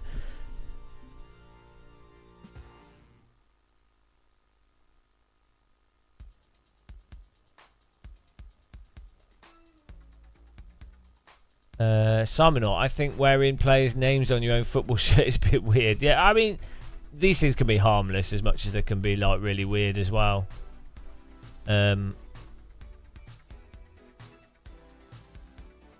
I would argue, if the people competing in something can only be there directly as a consequences of finances, predominantly, that undermines the validity of the sport more than a sport where more people can be there. Like everything's going to have a barrier to entry.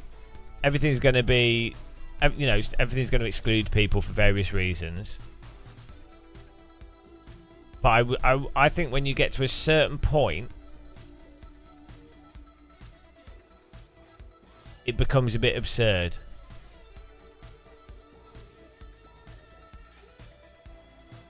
Right, F1 drivers train them the most fit athletes on Earth. Well, I think they will be in a fitness bracket. I'm not saying that F1 drivers aren't athletes,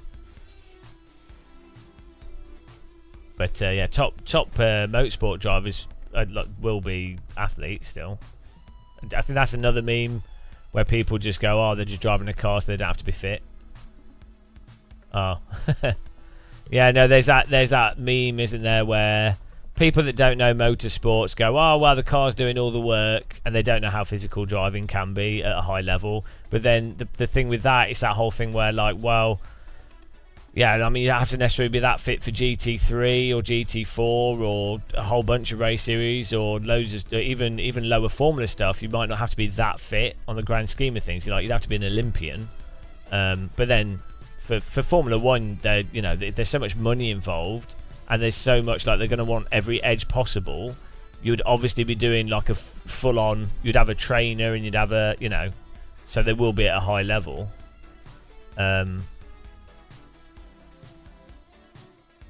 From my understanding of things, when you're looking at, if you were looking at absolute pure athletic prowess, for like,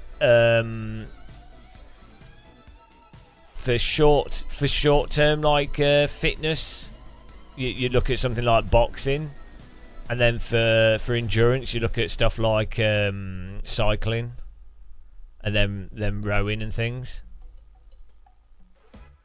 But you just get to a thing where it's more, they do training for specific. They tailor their body for whatever sport they're doing. So you don't want someone that's necessarily like a boxer to then be a rower or cyclist.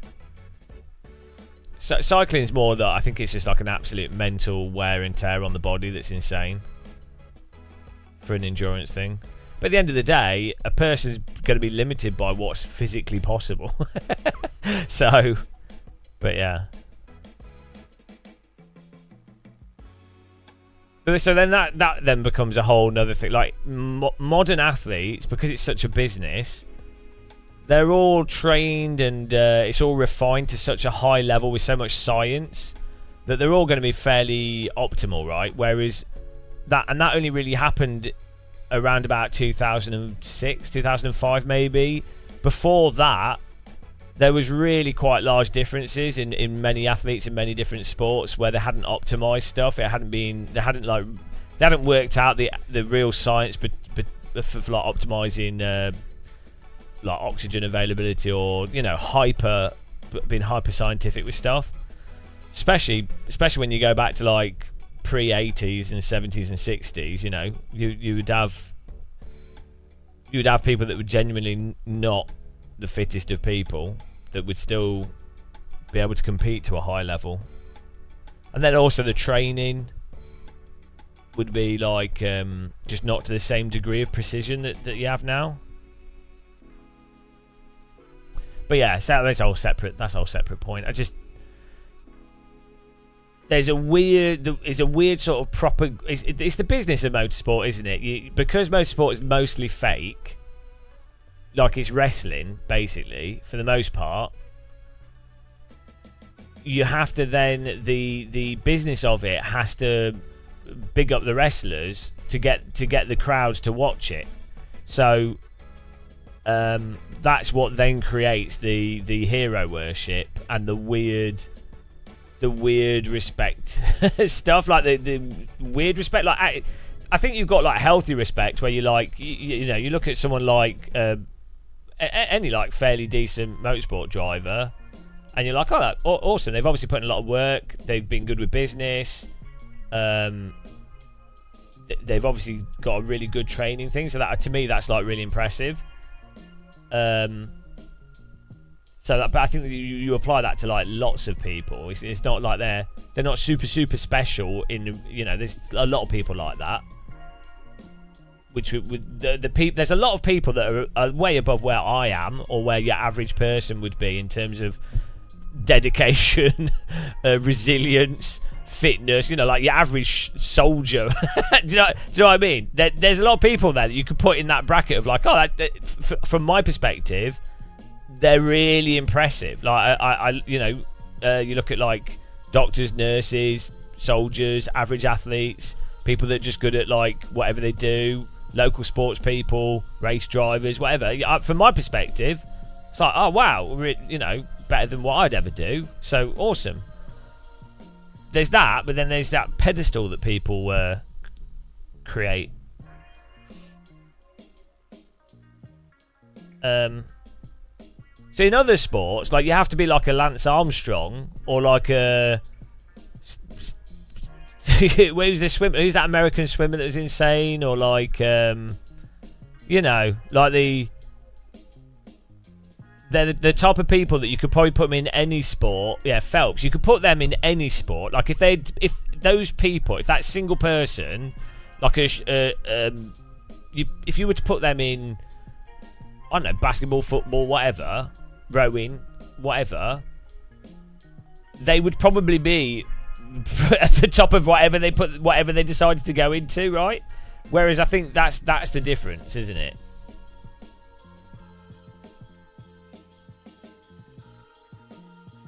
You end up in a massive crash. Oh, Kirith, yeah, this is iRacing. You just get used to it. Look at what happened to me at the start of the race. iRacing's got really harsh car contacts and net codes that magnify contacts and make everything like 10 times worse than it should be for the people playing the game. But it's been like it for 15 years, so.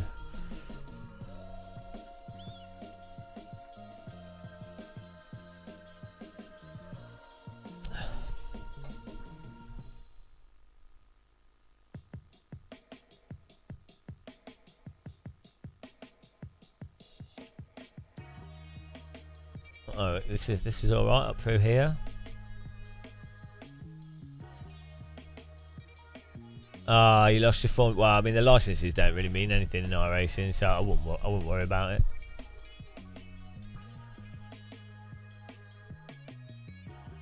I don't think the Formula 1 cars are particularly active on iRacing. There's no real. That's the only thing that uses it. How do you record iRacing in VR on a PC? You're probably best for quality of recording. You'd probably want to use Oculus Mirror, and then you'd want to use. I actually avoided him. You'd want to use Oculus Mirror on as high a resolution setting as possible, and then you use image smoothing on it. And then you can choose. You've got settings that will not show the cursor as well, or you make sure the cursor's off the screen, I think. But I don't think the Oculus Mirror shows it. If are you using an Oculus headset, Oculus Mirror is the best way to record stuff. To be honest, I've found it's in the developer tools. If you're not using that to record, and then if you've got a separate monitor, so you get Oculus Mirror, set it up to the right thing. Oh, you're using Pimax, so you'll be using Steam. In OBS, there's a setting you can turn off for showing the cursor in OBS, but it might be capturing the in-game cursor, which might be separate again. You could use Steam VR Mirror, yeah, even with the Pimax.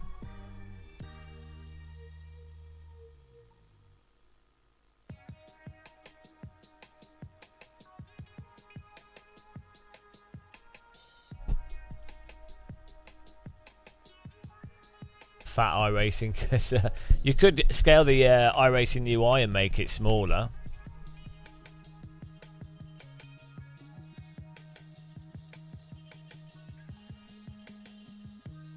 What do you mean? What do you mean nothing worked? PC sim racing is hard. Well, you probably need to. You have to bind the wheel. Maybe it can be a bit weird to select the axis. Right, so this is the thing here. This is a pattern I've noticed. You see this car in front spinning, right? if you're this car, you see that he's going, you see that shit's happening, so you don't, there's no way you can't, even if you're faster, you're not gonna, the tyres are not gonna support you nipping up the inside or cutting on the grass. You can't, the iRacing physics just don't allow it. So there's no point closing this gap. Like, you might as well, you have to brake or at least lift. Maybe he did brake. It's hard to say because the tyres are so sloppy. Maybe he broke and then just slid into us. The way the car in front loses it is this is. He just downshifted. We then put the tyres over the limit and then you can't catch it. They're like stuck in a slide.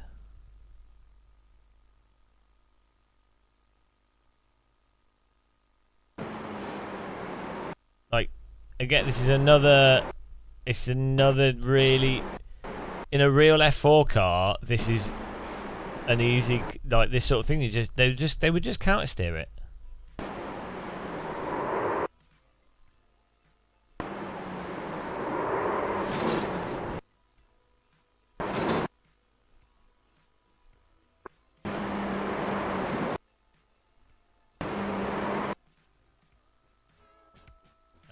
Yeah. But like, another thing at the start of the race, generally you don't want to be riding the car in front, right behind them, before the long straight. I mean, you're more paying attention to if there's an idiot behind you, but you don't want to be riding the car in front because you've got the long straight to draft them anyway. And so if you're riding the car in front, it means that if anything happens, you can't do anything to avoid it. And there's no benefit because you can't overtake them on this corner anyway. And you've got a long straight with drafting regardless. So there's no point. There's no point being this close. He's not too bad, actually.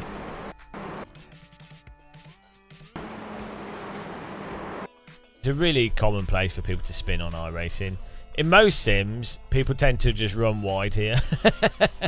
Or they spin it from like putting a wheel. There's a bump here on this corner. It didn't do any damage to me, so it's probably netcode as well. Like, he will have broken. So we didn't get any damage from that. So I think there was also netcode in that. No, it's not that. I'm not really having a go at him. It's just how it is. See what happened to Samsoid said someone joined the track into him. But it's funny because these cars are like mega noob cars, absolute mega noob cars. Like if you compare their handling, like, look at that. So David's a good sim racer, right? He's an experienced iRacer, right?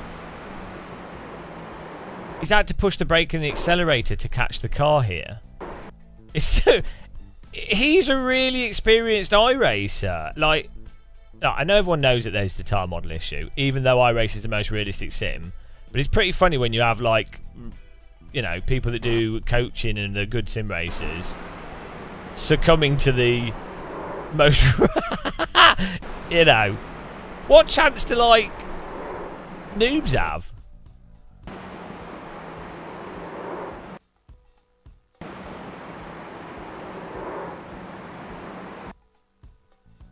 Most of the guides don't tell people to push the brake and the accelerator at the same time because it's unrealistic. And so admitting to... Well, it's not... It does work in real cars. But admitting to pushing the brake and the accelerator at the same time is a totally normal way to catch the car rather than counter steering is a tacit admittment to a massive physics hole in the simulator that's had for 15 years. So most guides and stuff won't really, like...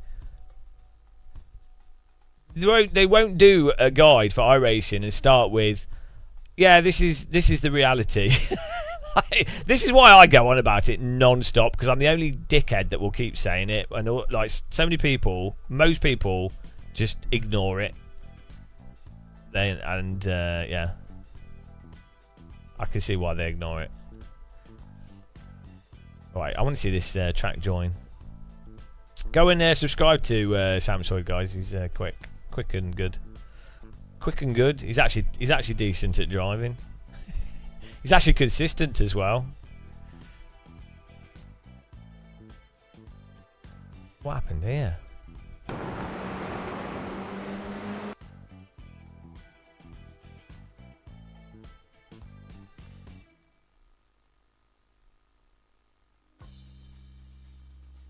Too wide.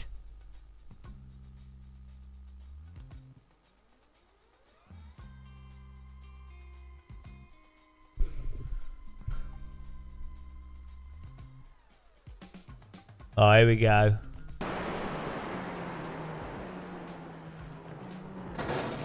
Right, so again, the spin of this car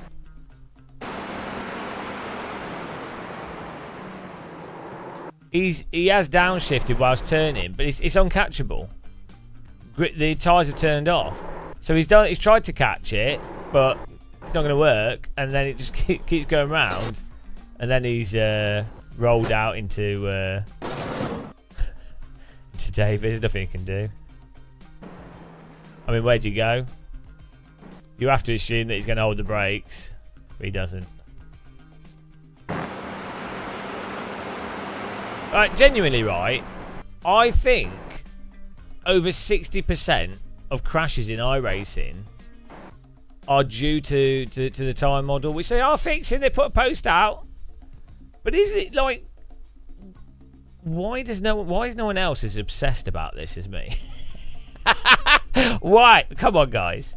Come on, guys. How do people not call attention to this every race? Like, it's the most prominent thing about this game. Like, I'm not saying you can't enjoy it, but every single crash, you have to go, well, what's caused that?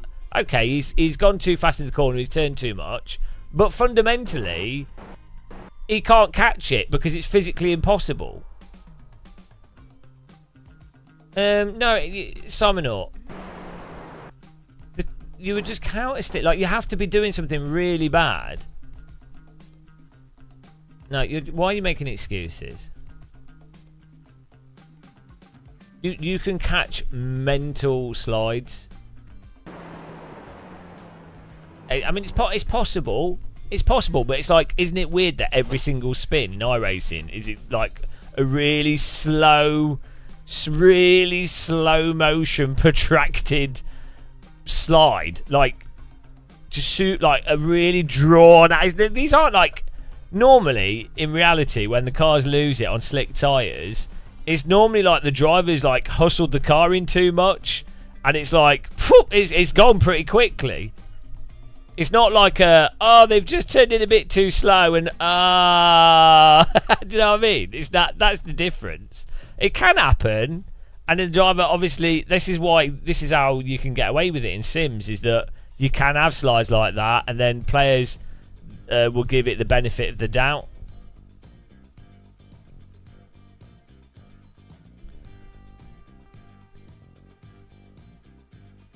Yeah, you say a bit like that, but they're a million times more like AC, which you can spin in AC as well, can't you? You can spin in anything. This is why it never progresses, because you can spin in every single thing. So, you know, don't get me wrong. I think AC's too forgiving. Once you're massively over the limit, I think AC's a bit.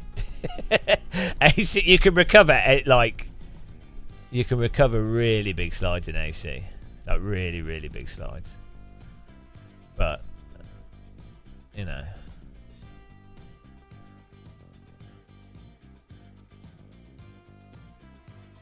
Ah, man, how long is it going to be till they like... So their update...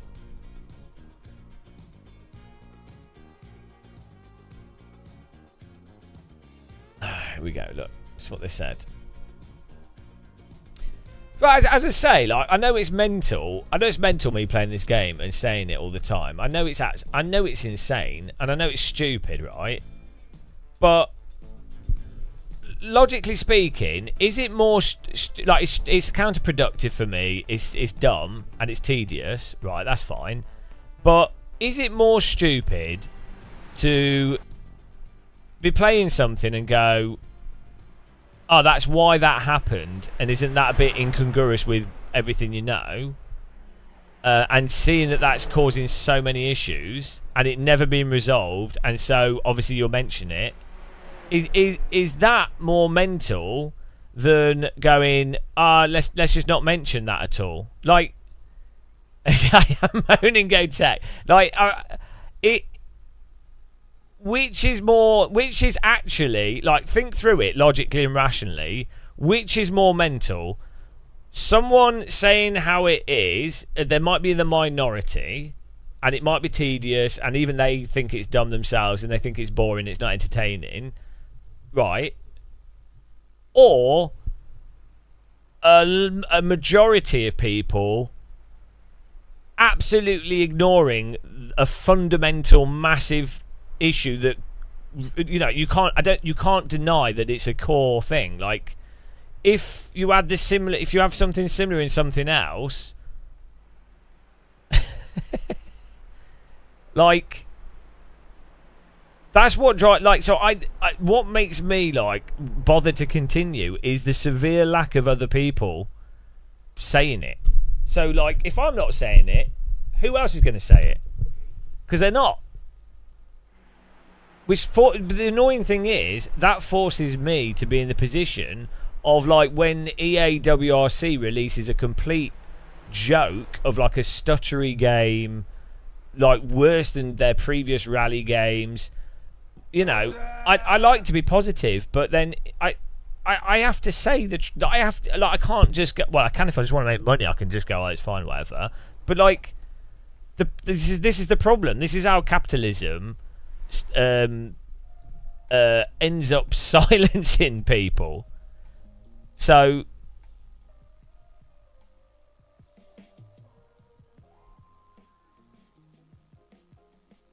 like,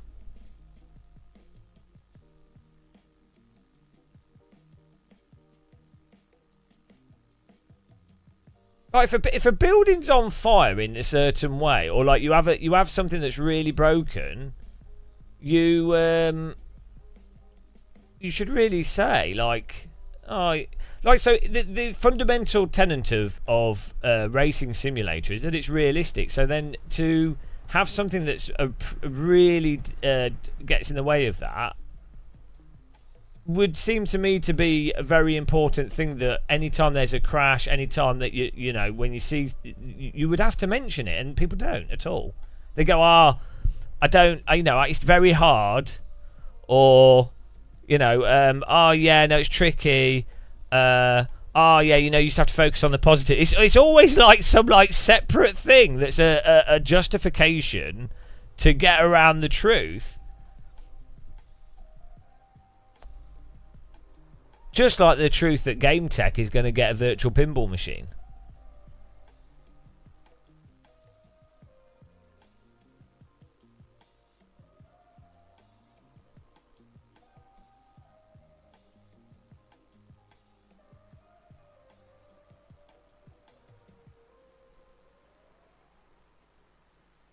Yeah, so the iRacing update thing, which is quite interesting. Let's say this is the other thing, right? I think if they do genuinely change the physics, and then if I'm then going, oh, you know, this is really drastically different, that's actually credible. Whereas I'd say if you have people that are constantly anodyne and don't mention the fundamental problems with stuff, and then a game is actually updated or changed, how is what they say? I'm not saying that they're lying, but previously, but they're not actually saying the truth. So, like, surely that makes you incredible as an individual. Like, doesn't it? Surely that philosophically undermines you and what you say if you always approach stuff from the perspective of being anodyne and only mentioning positives. Like, because, like, philosophically, this is like an interesting thing with life in general, I think, because you make more money. You'd probably, it's easier. Probably make people happier by being anodyne and not being critical, and not saying stuff that you know is the truth.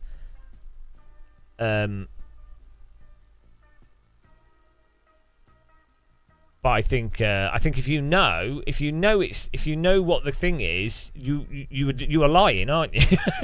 So you shouldn't be happy with that. People shouldn't be comfortable with that. It's up to them to do what they do. I'm not judging other people. Like, I don't think down on other people for doing what they do. Like, it's their choice. But it's their internal comfort level, is what I'm saying. Like, internally, I'm surprised that other people can be comfortable with lying. But like, if I could be comfortable with that, then I would do the same. So I'm not judging them. I'm just surprised that other people can be comfortable with that.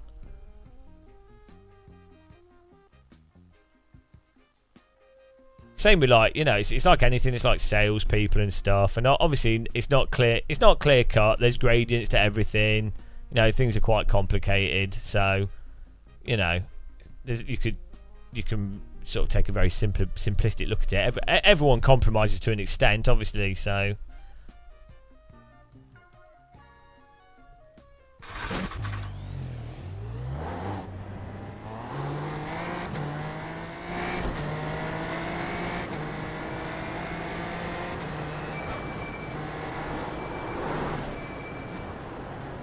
People don't have the same view. No, that's not what I'm saying.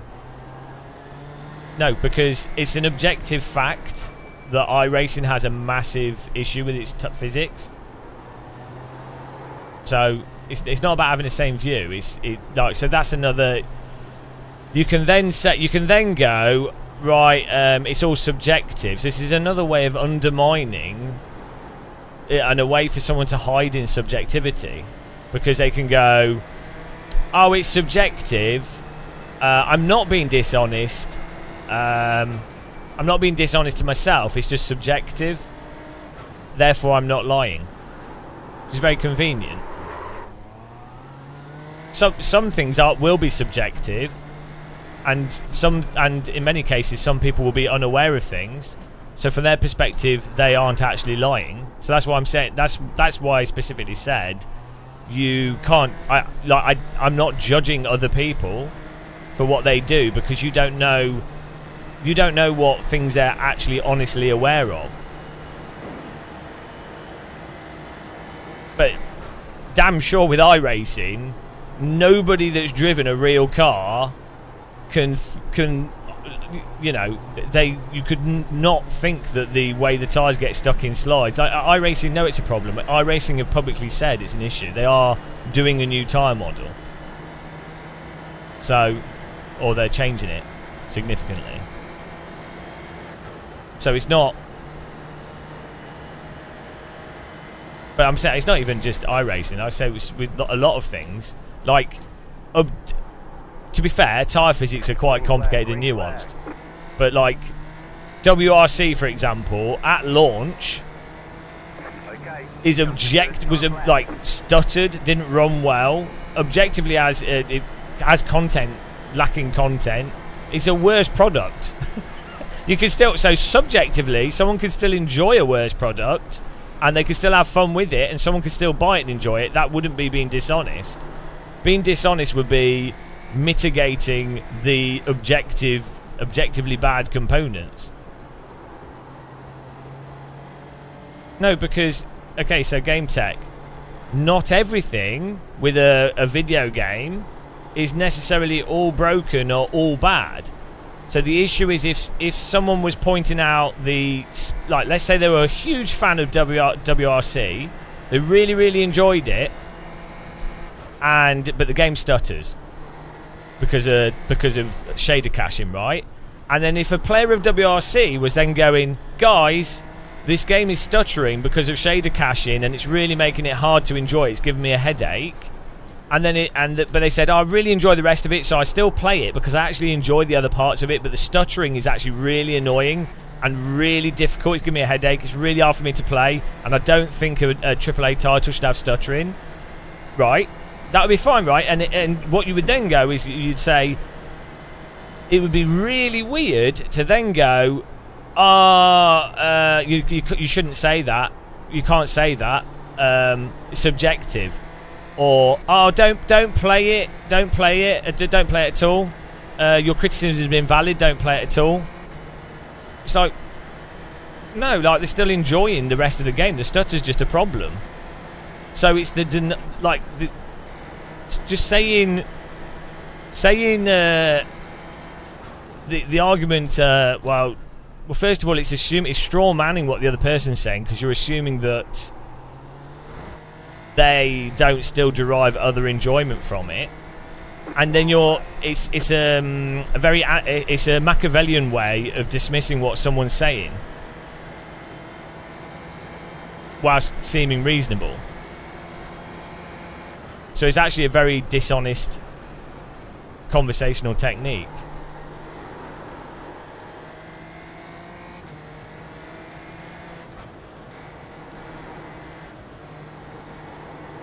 But yeah, like with WRC, for example, influencers that weren't vocal about it at launch, EA is much more likely to want to work with influencers that do that, much more likely to invite them to stuff, and you'll also get more if you're not critical of stuff, you only ever say positive stuff about things. You will only ever get positive reception. You'll only ever have positive vibes associated with your content, and then that gets more people happy, excited, in a more sort of open-minded view set for your content, and they're like, oh, that YouTuber is so positive. Like, and I know this happens for sure, because when I started off doing YouTube, I was always very selectively positive. I was still a little bit critical, but generally I ignored everything that was even slightly a bit negative. You know, I'd always frame stuff and focus everything on the most positive stuff. And I would get huge donations from people, and people going, oh, you're always positive, you always cheer me up, which is great, that's fine, it's entertainment. But it's from lying, because you know you're being selective.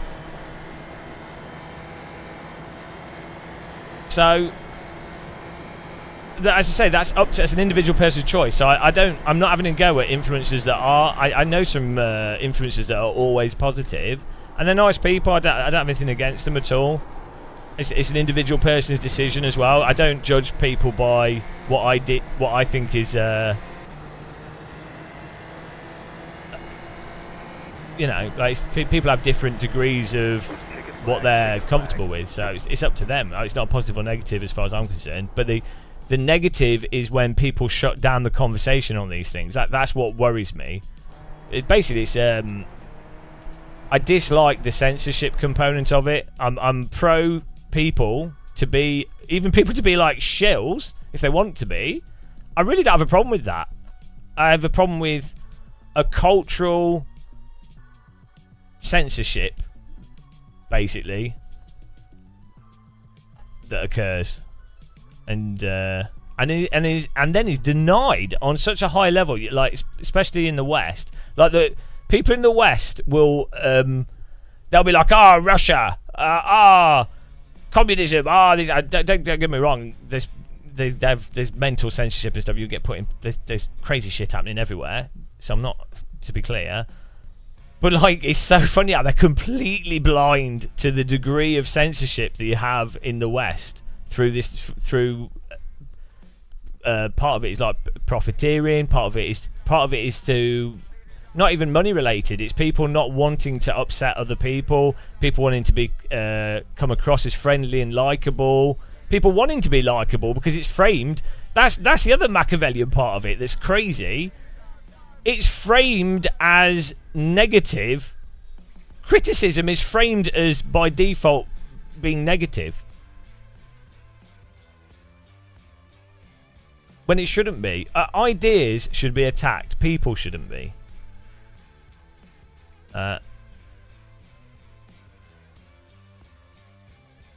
Let's die.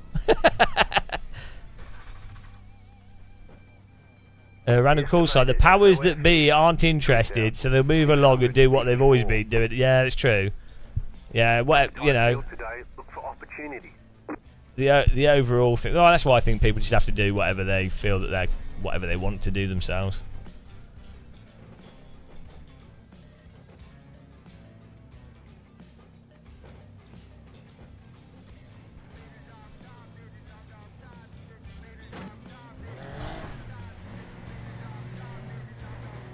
Green flag, green flag. Oh, here we go.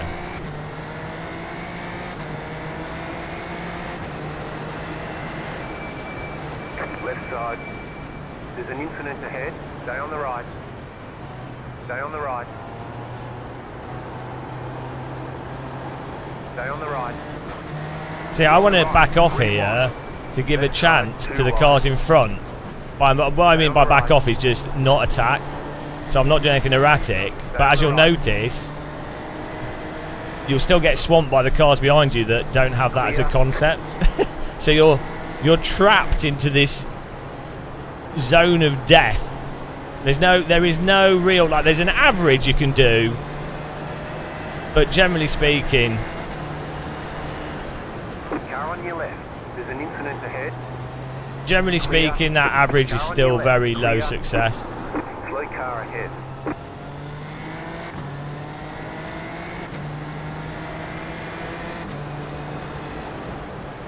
Right side. Stay on the left. Clear. Left side. Keep to the right.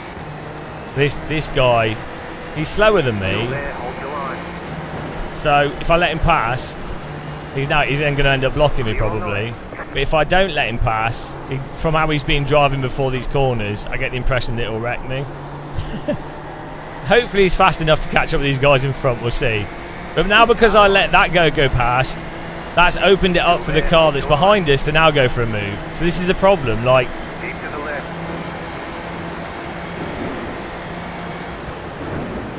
Clear. Go right.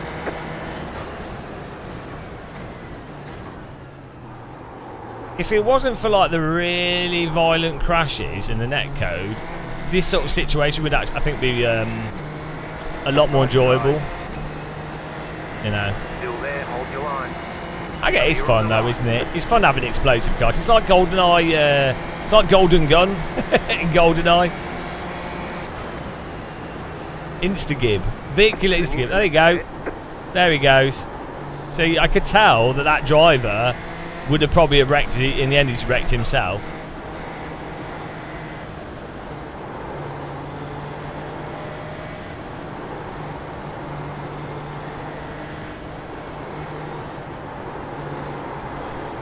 But this is why you in iRacing, it turns into hot lap, qualify at the front, don't race anyone.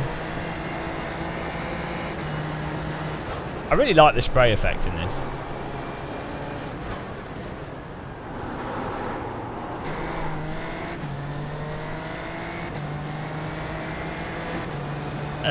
But the solution, I believe the solution is that they need to reduce the damage by like a factor of 2. Because the smoothing they have is actually quite good in that it makes the cars visually look decent, and it also allows for it allows for people with higher pings to be able to race together. And on average, I think the netcode works pretty well. The issue's not the netcode per se, it's the way the cars react to the contact. So you need to do what Race Room and R-Factor 2 do, where when a car hits another car, it doesn't affect it in a literal sense. That's and then the damage that you get is reduced, and then that would produce, the end result would be a lot more realistic. That's what you see with that's what you see in other simulators. So I'm not just making this up. It's like it's been done. So yeah, the smoothing is actually, you do get ghost contact, but on balance, especially with the oval racing, it's not that bad. And for like close driving, the smoothing like that is easier for a driver to deal with than the sort of rowboating type thing that you get in ACC and AC1.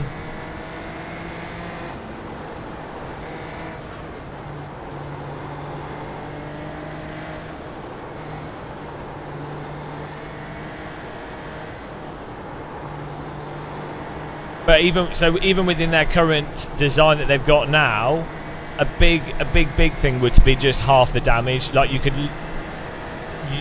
genuinely, there should be some form of variable or some system there where they could literally just turn down how much force causes X or whatever, or Y, or what does X and Y. It depends. They might have a really complex system for it, but there will be a way, obviously, for them to reduce what happens as a result. And if they did that, if they halved what it currently is, you would instantaneously... Why is he pit manoeuvring me? You would instantaneously have a more realistic and more fun to play racing game. So, you know, way less arbitrarily frustrating. Which arbitrary game mechanics are pretty much always bad game design.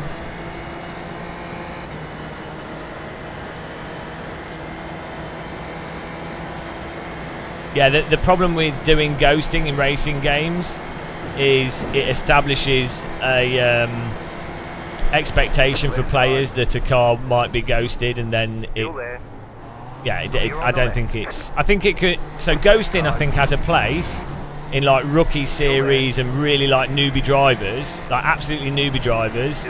That's where ghosting works. But by the time you're paying for like a, you know, iRacing or something, you've got a steering wheel. You don't need it. Car right. Stay on the left. Clear. So this car behind me feels that he deserves to be in front. He's already driven into me once. I have a suspicion that he'll drive into us. He'll probably wreck us, I would imagine. Even if I just hold a totally standard line. Car on your left. You see, I'm moving to the right. Stay on the right. Clear on the left. Ah, that's alright. Fair play to him. Nice overtake. Go left. Like, I've done too much sim racing, guys. I've done too much sim racing. I've played iRacing too much. I've genuinely played iRacing too much.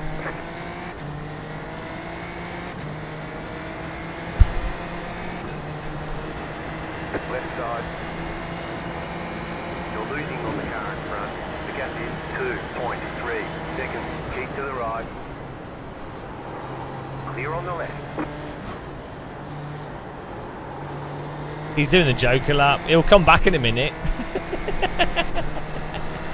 He'll come back in a bit. Oh dear, guys. So. Oh, I had the salt off.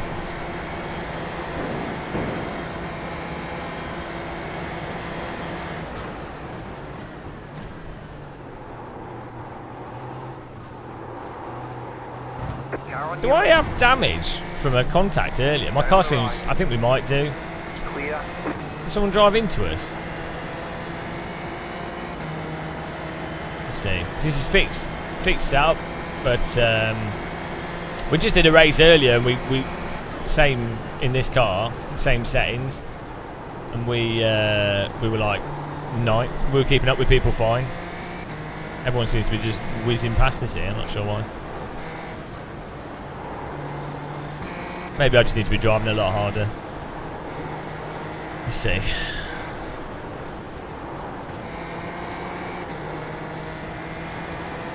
Let's give it a bit more welly. I know, because Race Labs isn't working for some reason. You got a slow car on the right. I think I was in mega wet track mode in my brain and under driving.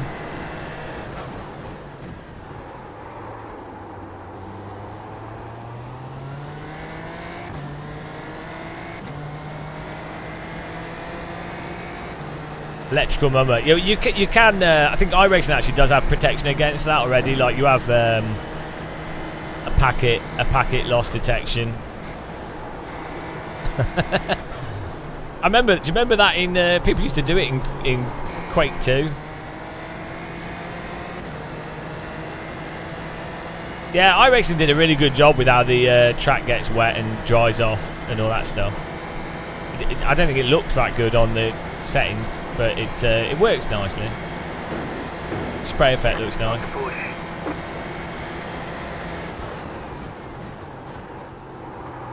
I think if they sorted out the tyre physics, then the wet driving would be really, really fun.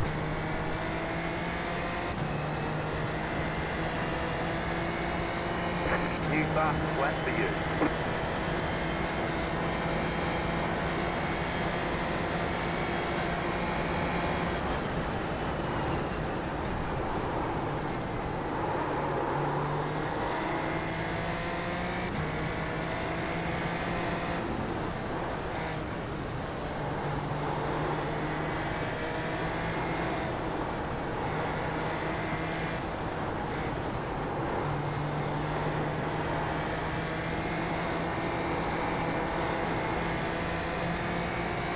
Car on your left. Still there, hold your line. Clear. Car stop on the right. Go left. It's now a dry session. It's now a dry session. There's plenty of spray coming off the cars.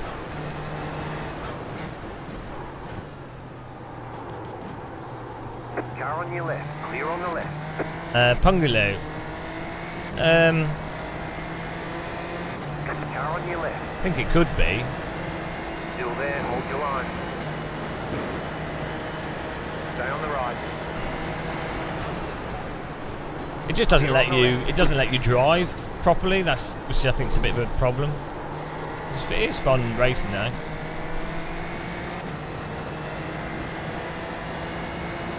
Car right. Stay on the left. Clear on the right.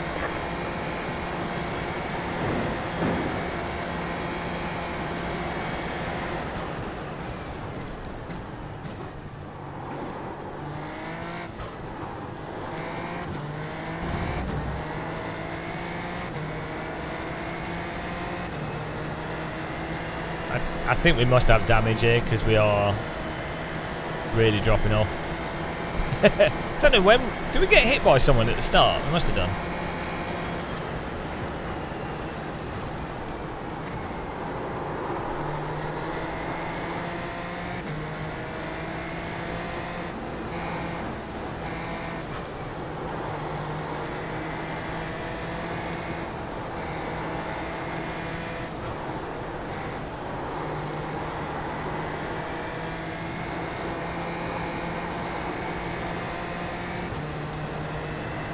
You're losing on the car in front.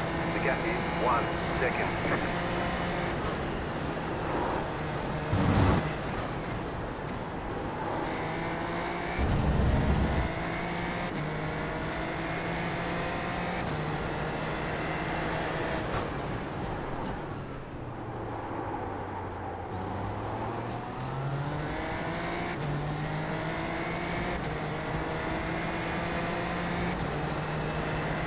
Car on your left. Clear.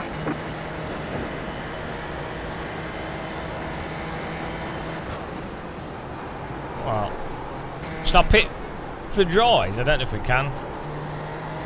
The car in P2. Just set the fastest lap. 52.055. Left side. Clear. I think we do have damage. We're last, so let's see. I'm going to pit and see if we've got damage. I'll put dries on for the lows.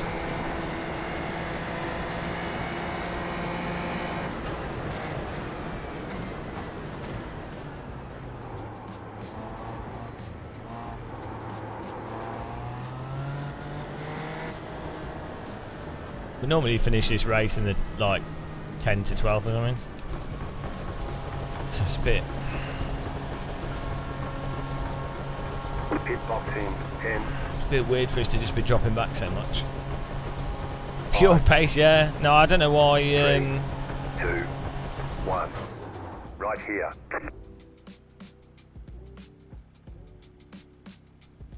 Maybe we don't. I don't know what's going on here. It's weird.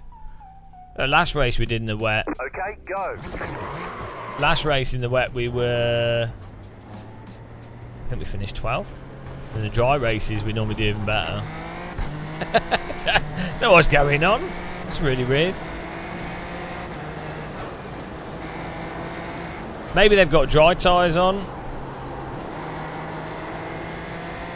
Well, it said wet at the start, and then it went to dry. Maybe yeah, the track's dry, but there's spray coming off it.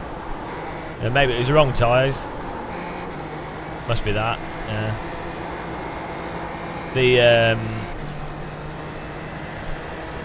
Marco, you're blinking like crazy. If you have the graphics on low, it doesn't show.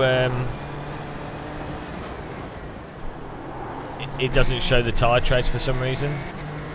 Or if your shader's on low. The car in T7 just set the fastest lap. So I need to change that back, because then when you grid up,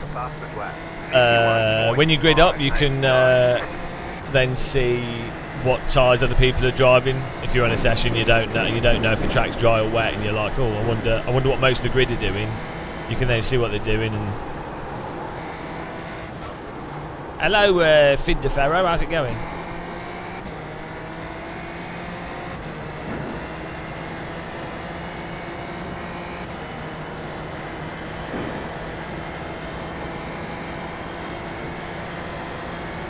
Yeah, I think we should have had the dry tyres on. Oh dear. We did a session the other day though, and it was the track said slightly wet or something. So I think if the words wet are in it, you need wet tyres, because we actually have wets then. But if it's got the word dry in it, then you need dry tyres. I think that's the thing to pay attention to. Oh yeah, look at this. The track's actually dry. I mean, it did say through the session the track's now dry, but then there was spray coming off. So maybe I mean, this is one of the things that they're probably next update, I'd imagine, will likely they'll probably do quite a few adjustments to rain. But then this is one of the things. This is why I kind of feel like it's a bit premature doing the rain. If you've still got like quite large things to do with the tyre model, by adding rain into a game, you then have a lot of adjusting, and especially with how complex the road surfaces are in iRacing for the rain. It's so much work. They must have like a rain department. I think that's the only way. If you had something like iRacing, an active online service, when you then add something like rain, I think you really would probably have to have like a rain department. I'm not really sure how you'd keep on top of everything otherwise. Like with any simulator, if you add like a large new component, I think you're going to need like full-time people on it. It's called iRaining. It's a little room in the iRacing office where it just sprays water in the face all the time, keeping them wet. Just that is reasonable.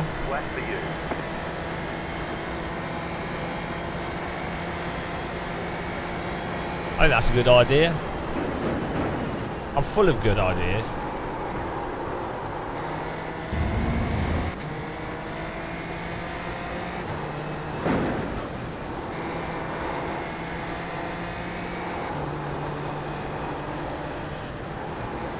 I wonder if they have a voice chat department where they force everyone to throw salt at each other.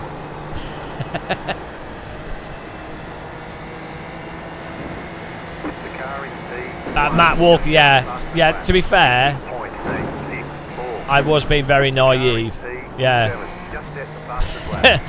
Take the current teams and just go, you'll be glad to know that you'll be really excited, guys, that we've decided to give you more responsibility. You should be proud that you're working on this, and you're doing such a good job. And then the workers in that department will be like, "Oh, so we're getting a pay rise?" No, No, you're not getting a pay rise. What are you on about? You should be proud of that you're part of the team. You're part of a really important thing. Yeah, but do we get more money for the import? No, we get more profit, but yeah, I'm sure iRacing aren't that bad. I get the impression that they actually probably pay their staff all right. Like an advantage of something like iRacing is that they're a privately held company, which is pretty much almost universally, especially with creative stuff like games. Even like you just don't want to be owned by a publisher.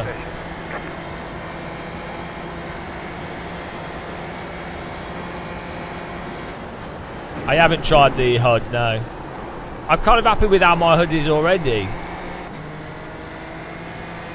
Yeah, your reward. Well, this is another thing on the topic we were talking about before, in terms of, say, like this sort of censorship that you get, is like the people not talking about how much they're paid, right? As an employee of a business, it's like employees of businesses should really talk about how much they're getting paid.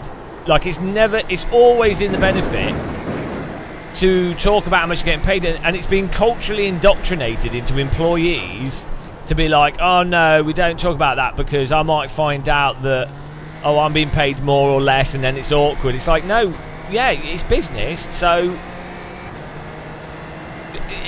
there's a reason why when you do private work, like some of the work I do, you are contractually not allowed to talk about how much what you've agreed to, what payment is, because obviously it's business. But if you're an employee and you've not signed a contract, damn sure you should be finding out how much your peers are paid within your company or within other companies.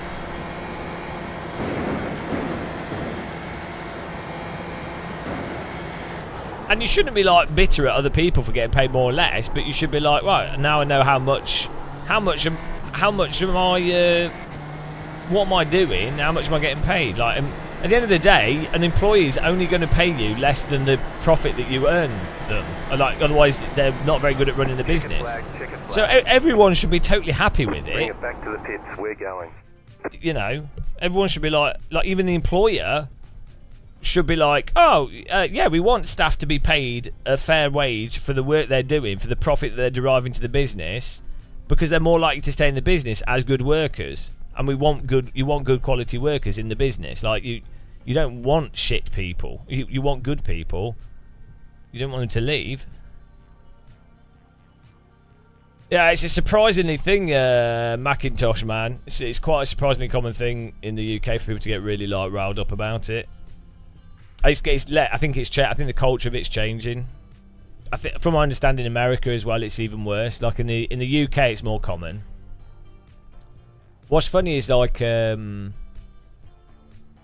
don't know if accountants have to contractually sign an agreement to say that I guess they're looking at accounts, so they probably, it's private. It's private, so that it's they wouldn't be allowed to share that information. But obviously, an accountant in a business can see how much staff are being paid. So if you're worried. If you're worried about, oh, it's awkward that someone's getting paid more or less, it's like, well, look, the accountants in the business know who's getting paid what, so they're already talking and going, lol, that person's been massively underpaid, because they can see it. That's their job. Competitive. Now, what are the worst job ads? The really bad ones. Hang on. Oh, the words are used so depressing.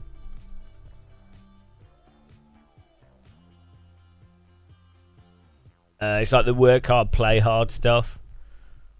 39 worst job. Here we go. Duties may vary. Translation: 50% of the job will be what it says in this job advert. The other 50% is a surprise. All we ask from you is if you translation, if you didn't just sign over your soul right here, along with other admin duties to support senior staff, translation, you will be a T-bitch until the next poor newbie comes along. Family. Yeah.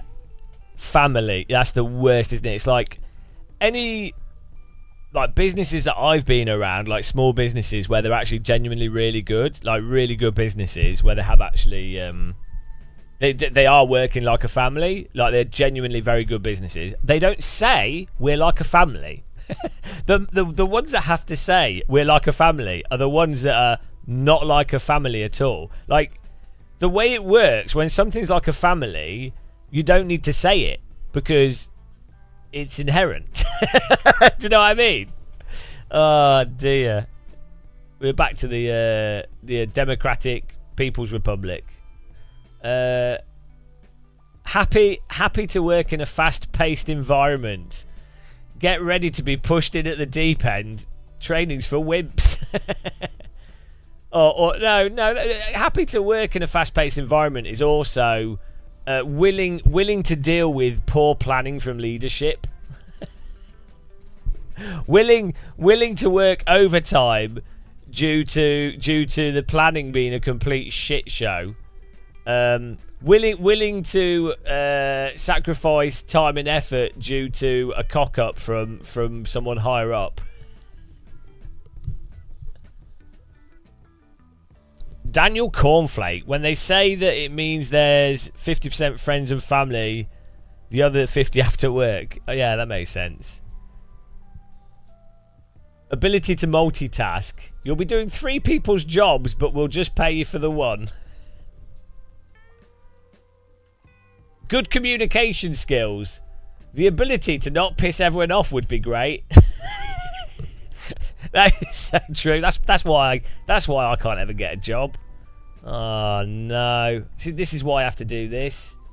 Got 0 communication skills. Or just here we go. Salary. The salary is competitive. We're going to pay you as little as we can possibly get away with. That's what they should be doing, Salary, 20 to 25k depending on experience. Translation, salary is 20k. It's so true. Oh dear. Passionate and enthusiastic.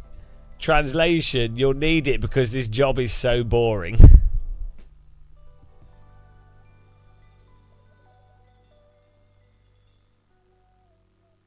Dynamic. I don't really know what this means, but it sounds blooming good.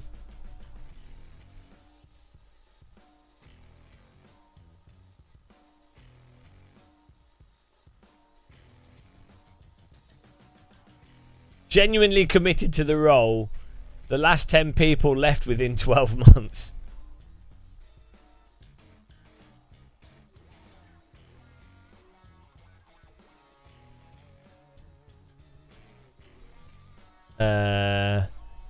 Tennessee-tism. Highly dynamic environment. We're terrible at planning. Bob Windy. Competitive with other minimum wage providers.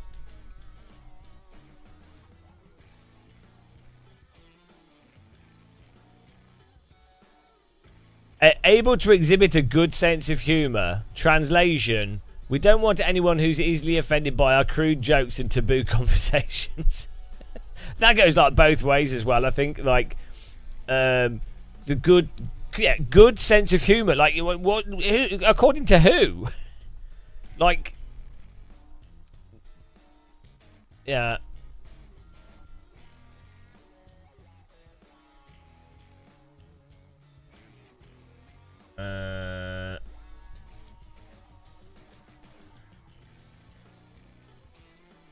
Yeah. Ideally, location. Ideally located in a quiet and scenic residential area. Translation. We live in a tiny village. Good luck getting here without a car. Within walking distance of public transport. You'll really enjoy our 45-minute walk along the main road. These are pretty good. Tennessee Tism, because I'm just relaxing. We're just taking it easy today. I actually find iRacing a lot less effort to play than AC, because it's a lot less harsh on your feet and your hands, because you don't you're not balancing the car as much, so you just do like one turn and you brake. Yeah, it's a lot less physical than AC.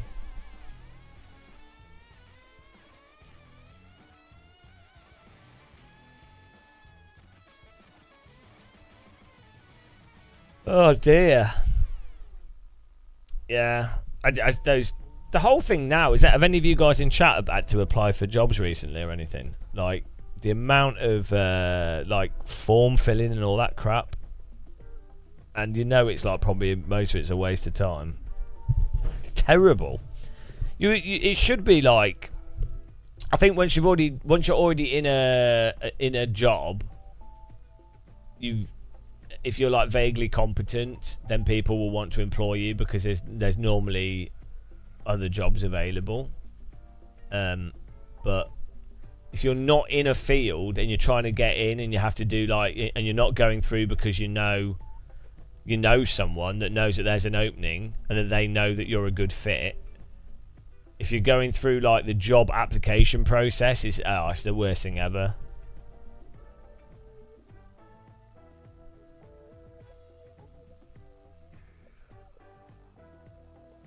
You've been looking for something new. Are there not many rent boy availabilities where you are?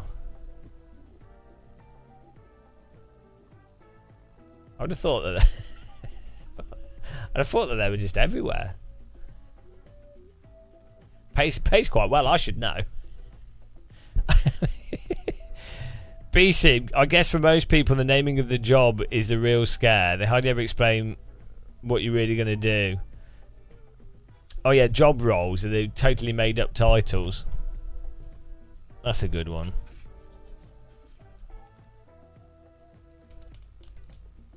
Do farmers welcome job seekers looking for a new field? Bloody hell. I don't know why I put up with you guys in chat. You know? These puns get worse.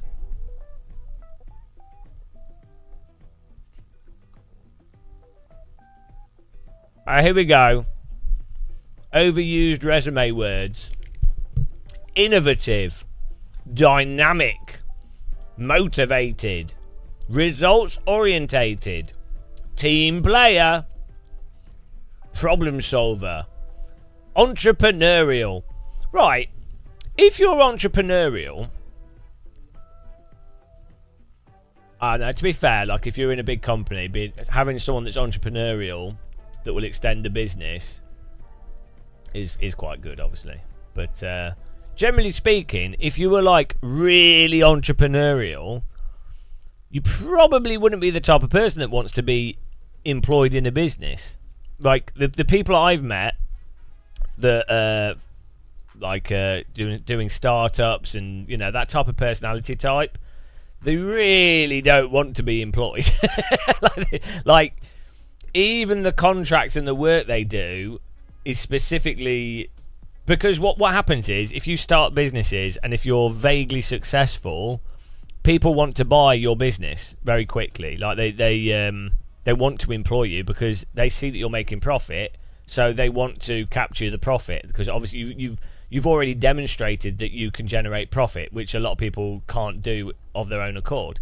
So an employer is, if I was looking to employ someone, that personality type, if they're willing to also be employed, you're like, well, they're just going to make you money, aren't they? So yeah, so like, that's the weird thing with that. Not always, like some people like the I mean, I think if I lived in America with healthcare and all that stuff, I could totally understand the structural, like why you'd compromise for the if or there could be resources, it could be specific industry where you're quite entrepreneurial, but if you're operating under the umbrella of a giant corporation, it gives you access to stuff. So I can see it's not always the case, but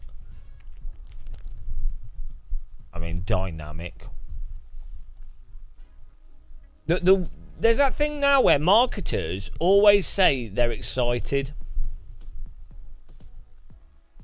We're really excited.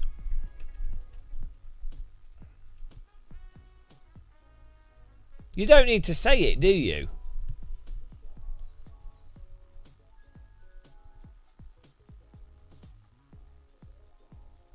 You know when you say when you watch those videos of like product releases. At Google, we're really excited. I'm really excited to introduce to you this new feature we've been working on.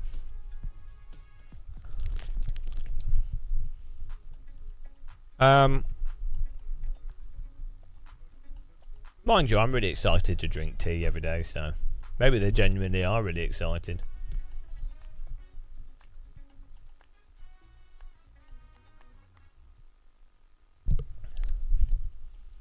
It's also the most realistic.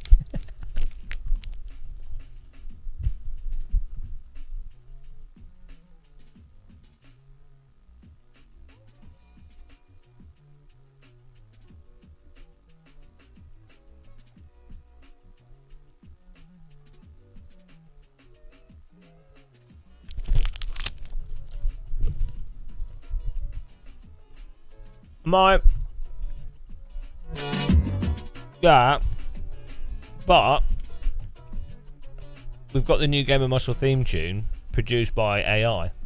In the dim light of his room, he sits all day, tea drinking Baldy in his virtual fray. No license in hand, never felt the real road. In his sim racer world, he carries his load.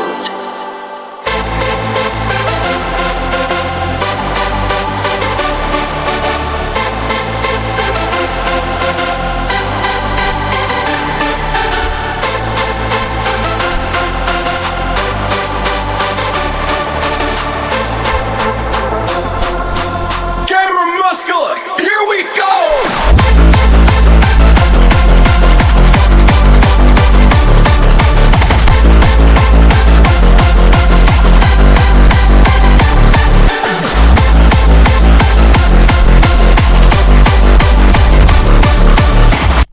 Game of Muscle. Game of Muscle. Let's go. Yeah. It's nice and subtle.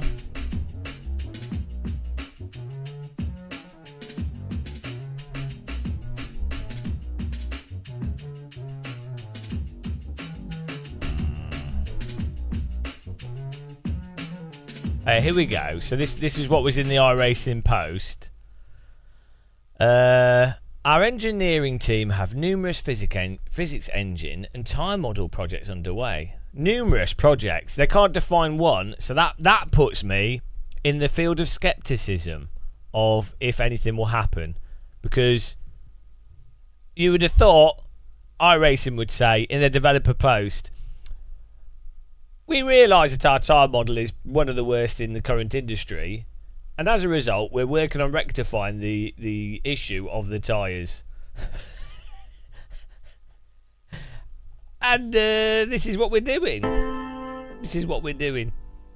Anyway, our engineering team has numerous physics engine and time model projects underway. Improved force feedback, along with significantly higher tick rate and associated tyre improvements.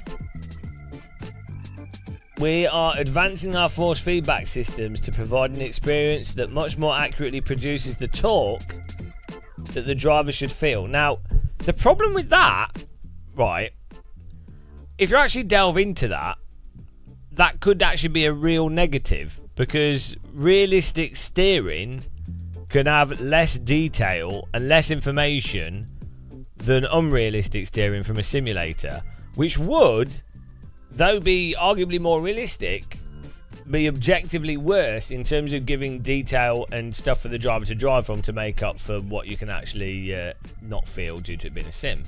So that statement, your average iRacer reads that and goes, oh wow, yeah, I'm really looking forward to it. But really what they should do is go, oh, that could mean anything. I'm just being, it's not the optimum, I'm just saying, it's not a positive by default.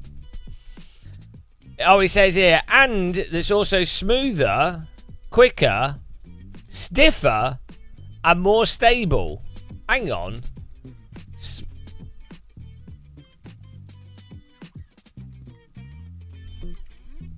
I mean, stiffer stiffer force feedback would arise from if the tyres were more peaky and the grip came back sooner. Smoother would arise from higher polling rate, generally speaking. Quicker, you could probably argue, can happen from a higher polling rate. A significant evolution in the tyre models in the works, which will result in a huge leap forwards with tyre modelling in iRacing. We are restructuring the tyre interface code to make it more efficient. We are overhauling how we model the contact patch, as well as the shape of the tyre.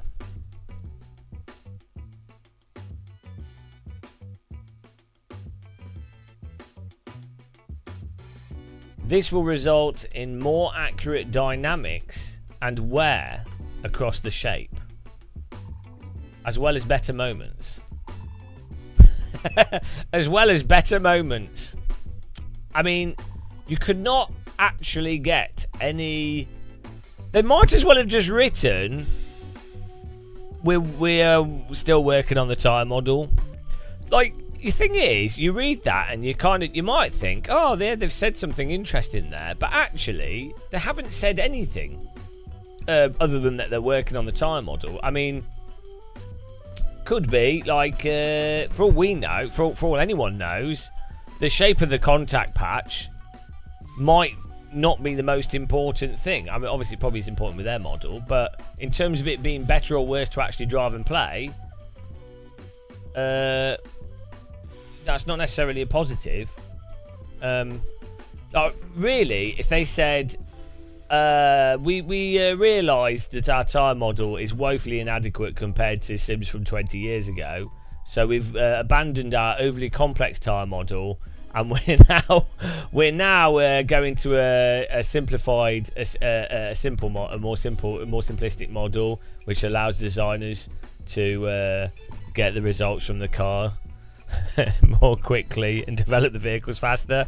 That would be really exciting, because you'd be like, awesome.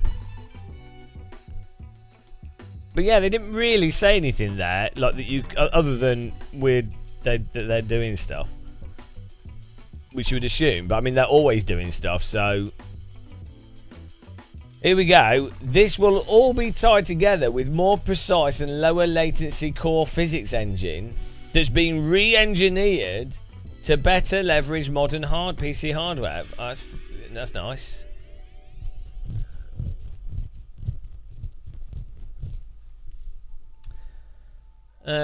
Yeah, so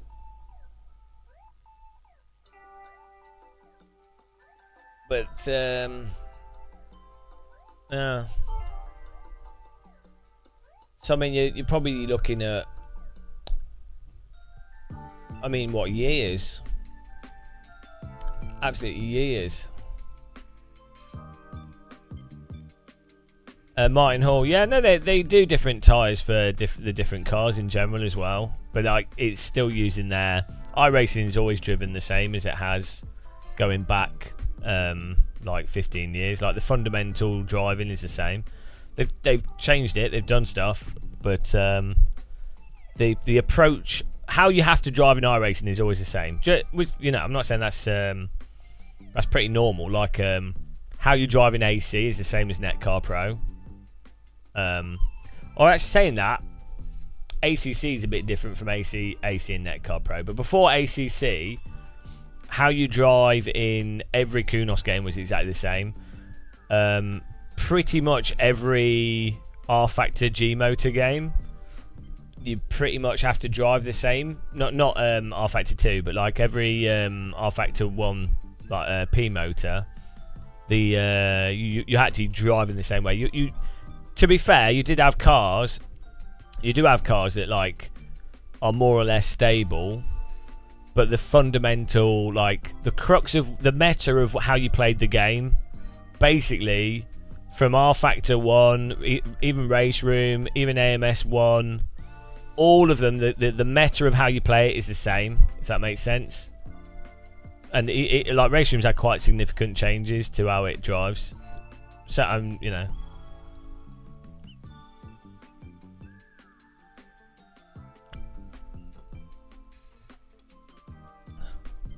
It was fast, boy.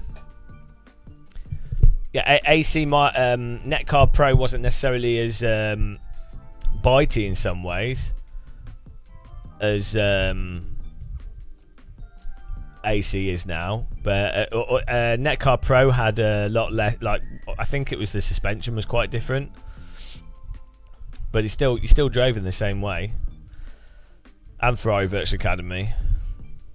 No, I played Netcar Pro a lot. We should install it again and jump on it.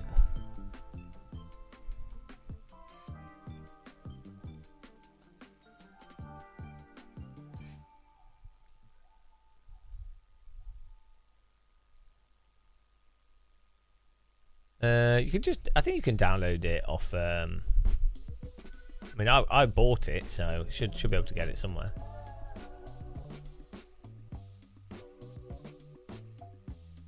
Last time I played Live for Speed, I seem to remember it being a bit sort of springy.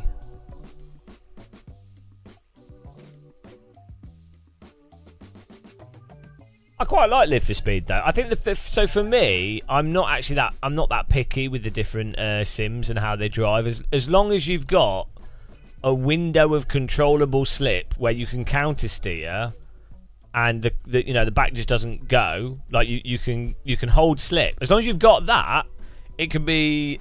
Oh wait, to be fair, I don't like AMS2 and you can do that, but I like it to be snappy basically.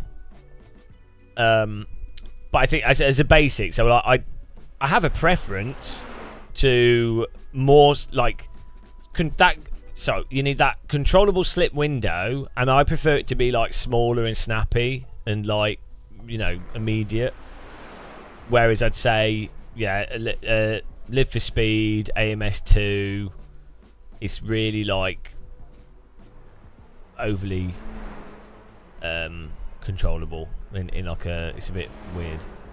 But like I find that R-Factor 2 feels a bit slidey to me as well, and Ren Sport feels a bit slidey to me. But yeah.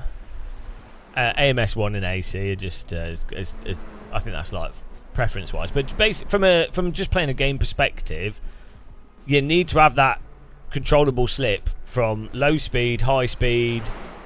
That needs to be there. If that's not there, that's where I start having problems.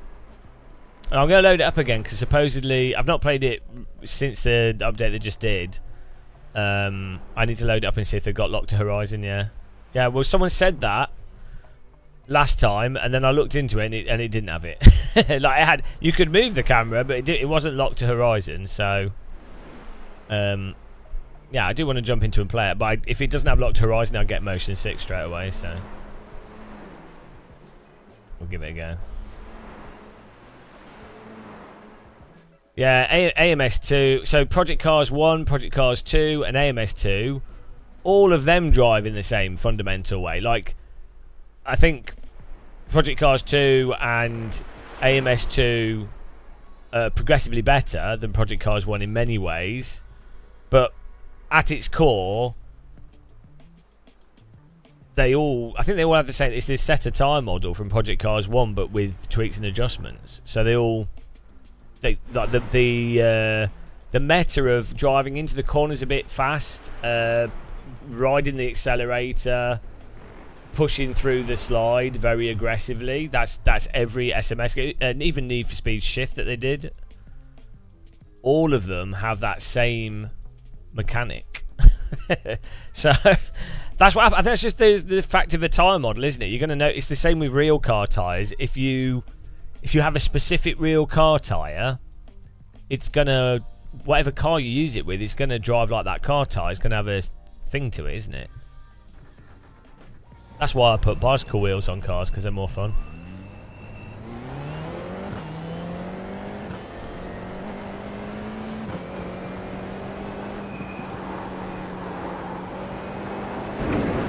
Right.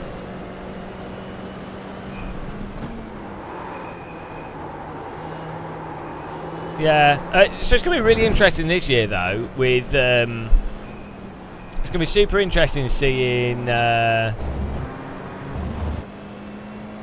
what's it called? AC2, Ace, and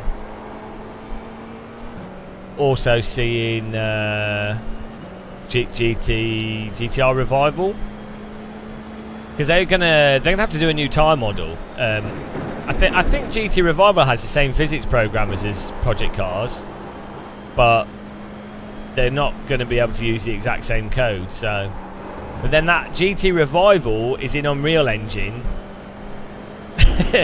So it's going to be interesting to see if that suffers from some of the Unreal Engine quirks. No, GT Revival is Unreal Engine. Unreal 5. Oh, they've changed. Green flag, okay. Green flag. Well, that's good. That's good news. So they must have... Okay, here comes your first time lap. That's good. That's really positive. I used to know... I know we have some developers that watch the channel, and they won't be able to publicly say stuff. I have to chat to them. It'll be interesting to see when it comes out. When it comes out, it'll be interesting to... I don't know if they say on the record why they switched engines. I can have a guess. But that's really positive. That's really good. Thanks for you've cheered me right up. I was really worried. Oh, have a guess. Oh, you know, I can guess. Oh dear.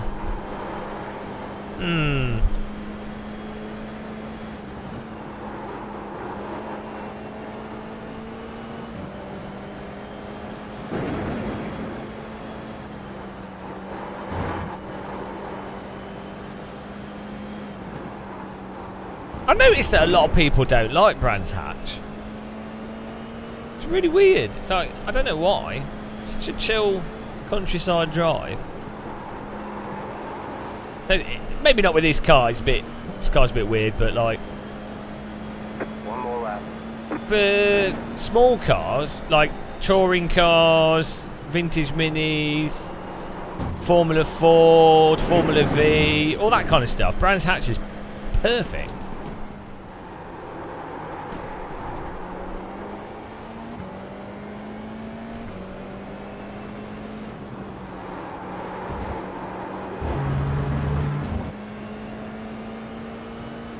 Yeah, I'd say this is dirty for me to say, but I like Brands Hatch was the first British track I really liked. But I think Oulton Park, I think races better, generally speaking. But not in most sims. But in like it depends on the car. It's the same. You have the same problem, I think. Like they're not good tracks for F. Well, they would be in other sims, but like they're not good tracks for GT3. They're good for Formula Ford, Formula V, MX5, Skip Barber.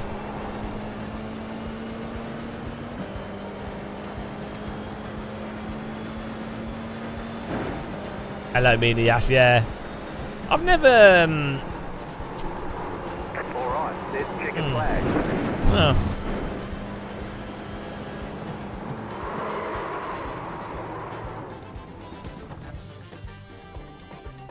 Well, we're going to get punted here.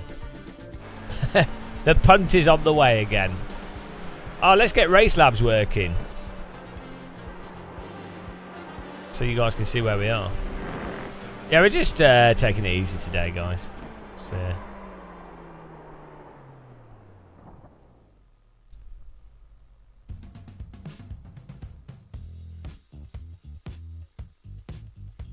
I have a bit of a headache today and brain's a bit cooked. There we go. Thanks for everyone that's supported us, really appreciate it. Just a reminder, you can link Amazon Prime with Twitch if you want to sub for free and not get adverts. We also have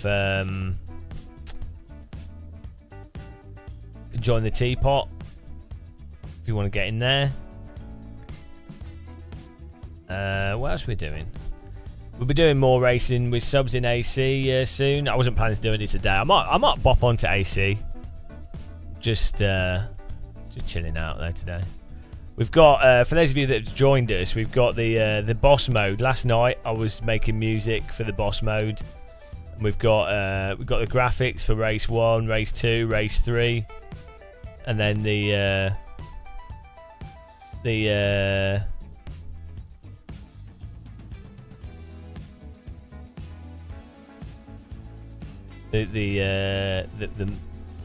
boss mode. I haven't put that on here actually. I missed that. Yeah, should be good fun. Archie, you'll roof me. I'll have words with you, pal. I'm gonna roof him.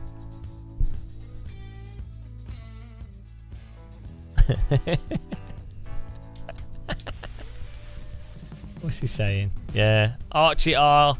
Archie R. Yeah, I'm gonna specifically. I'm gonna drive into him. 100%.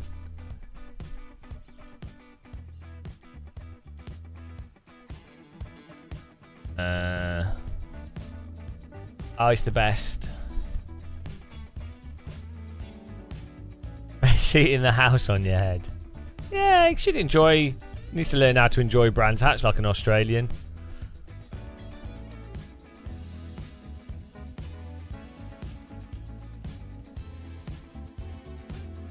You need a chill AC race. Ah.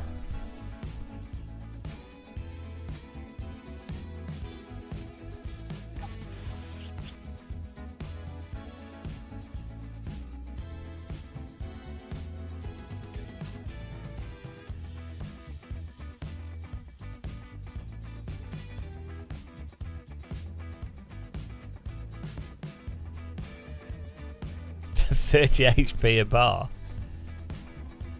There we go. Right. Starting. Oh, we're not. Well, we're quite far back. We're not the all the way estimated back. SOF is 3,361. Let's take opportunities.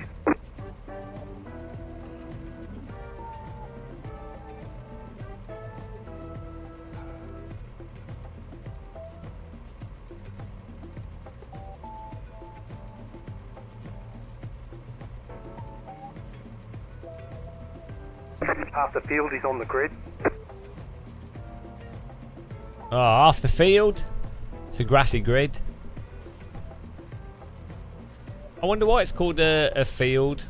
Is it from football?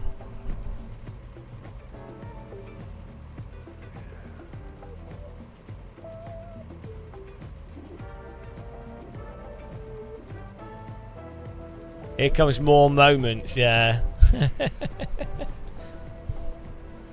Well, first lap's always fun in this, so.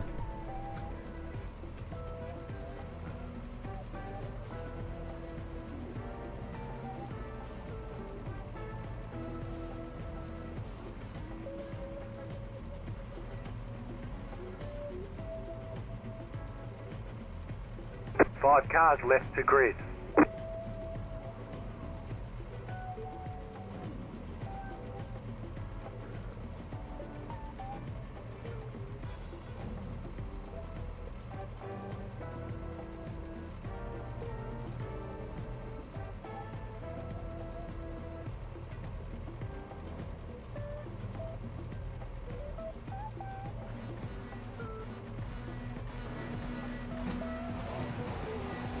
Green, green, green.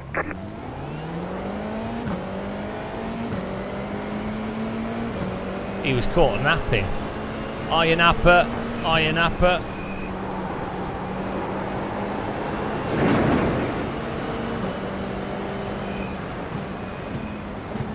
Car on your left.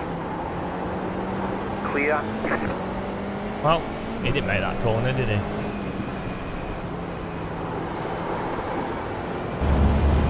Will someone lose it on Sir Cheese by going over the limit of their tyres? No. Beautiful. It's nice.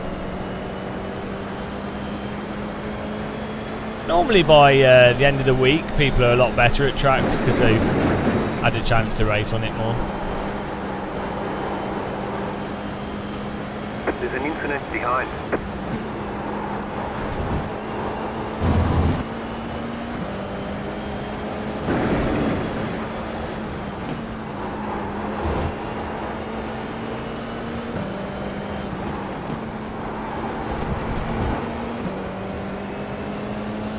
That video. Oh no, did I make a video on YouTube? The pace car is out of control. That's a little bit loud. Thanks for following. I wouldn't watch videos. I could neither confirm or deny if I made a video on YouTube or which one it was.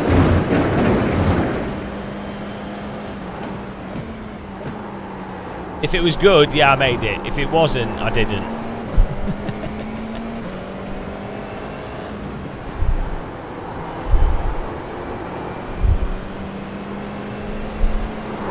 Right side. Still there. Stay on the left. Good driving by these guys. Still there, hold your line. You're on the left, 3 wide. Why is he driving into me? Right side, 2 wide. Stay on the left. Stay on the left. Still Really there, having to hold move your out of the line. way of these guys here. What are they doing? Still there.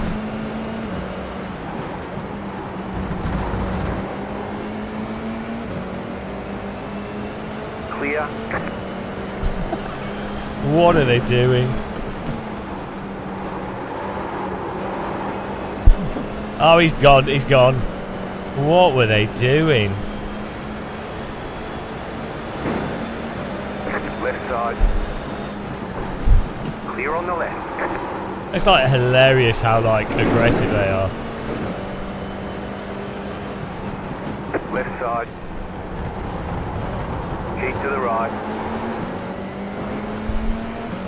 Still there, hold your line. Stay on the right. You're on the right, 3 wide. Clear all around, left side. I will just go wide. What the hell, man? I mean, the quality of driving is ridiculous. Clear.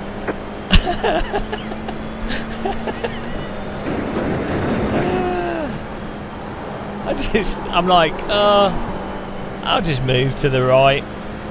Yeah, they're so entitled to the positions. I just like, right, they look like they're going to crash. I'll drive off the track to the right and try and keep the speed going.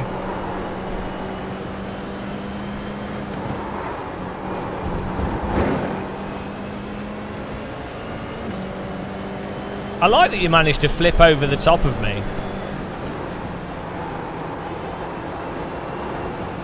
The car in P3 just set the fastest lap. 22. Yeah, man, Muscle, did you catch that?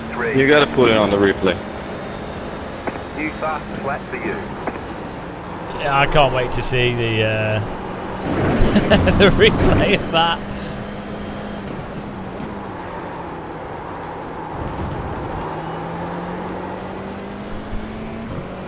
This is my favourite Battle Royale game.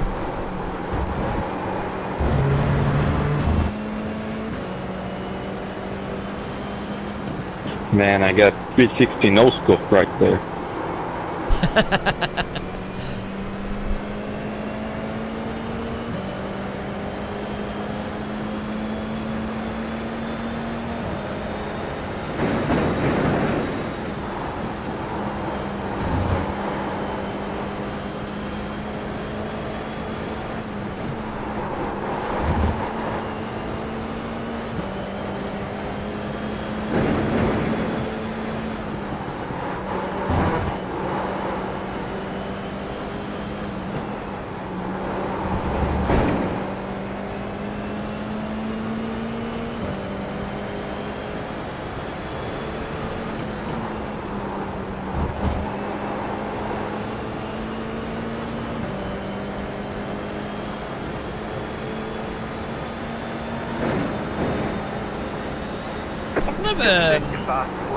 I've never seen F4, I don't think, at Brands Hatch in real life. I think I've seen F3 here, and I've seen Ginetta, vintage cars. I've seen some Formula 1 cars.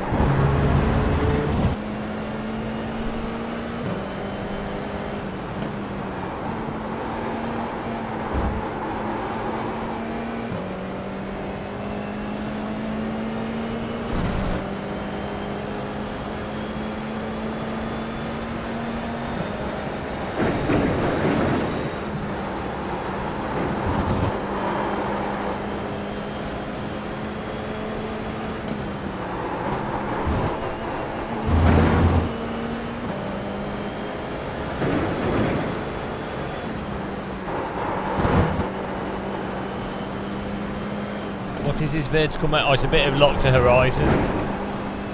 This too, it just makes it more comfortable for me because I get motion sickness from stuff. So I use cam filters and some lock to horizon to smooth things out a bit. Car 4 has taken the lead. New fast lap for you.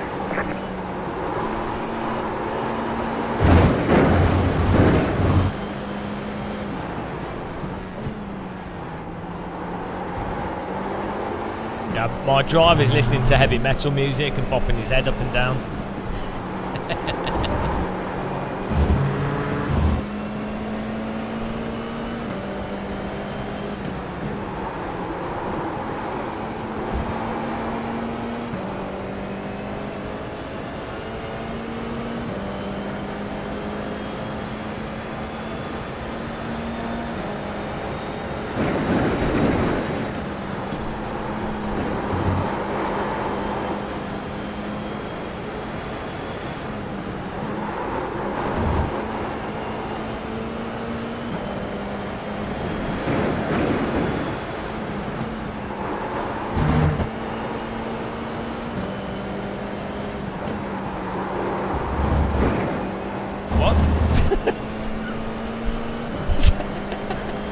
And honestly, the leader just did a 23.299.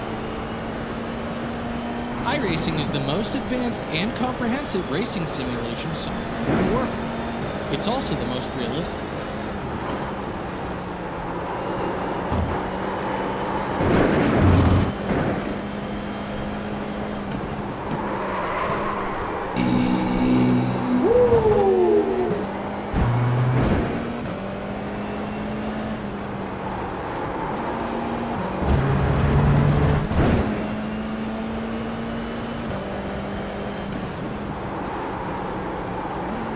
have you noticed that even though it's not raining, iRacing has been running like shitty cloudy weather on loads of like races? Like, what? Do they know that British people don't get any sunlight? It would be nice to have a bit of sunshine in the virtual games. These like developers have been doing this. It's like, oh, we do nights and we do rain. It's like, yeah, I'm fed up of rain in real life. Like, it's constant. It's always, well, it's actually sunny today. But generally speaking, if it wasn't for global warming, it's always raining. Well, global warming's actually going to make it rain even more. We don't even get a Global warming doesn't even give the British a reprieve. Time to push. We can't win. It's always wet. I might as well just fill a bucket with water, sellotape it to my face. Wouldn't notice any difference.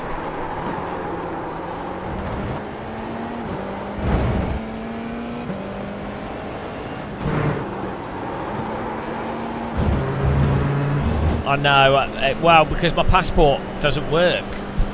It's a faulty passport. Now, you see, it would be negative to complain about the issues of the passport because, you know, the government's not going to fix it. They're only ever going to make it worse. And, you know, it's just negative to talk about those things. So, I'm really happy with my passport. It's great. And I'm apologising for talking down upon my Great British legal pass. I'm so grateful.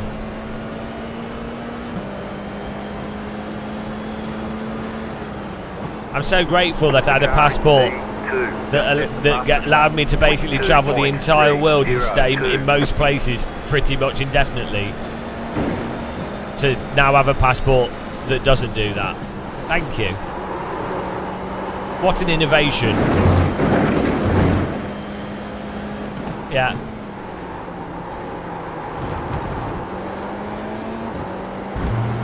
Emigration, innovation.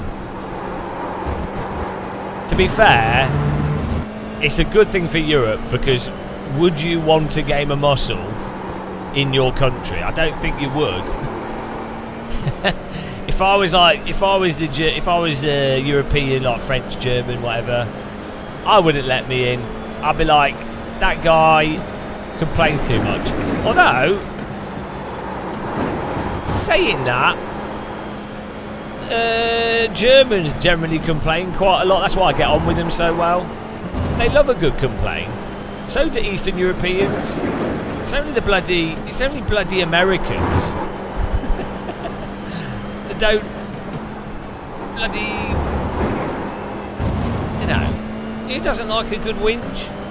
Life is I like to think of myself as the Victor Meldrew of sim racing. 22.255. Checkpoint, yeah, but that's because you work for the Secret Service. Not all of us can do that. I'm not prepared to murder innocent people. You know, so unfortunately I don't get the passport benefits.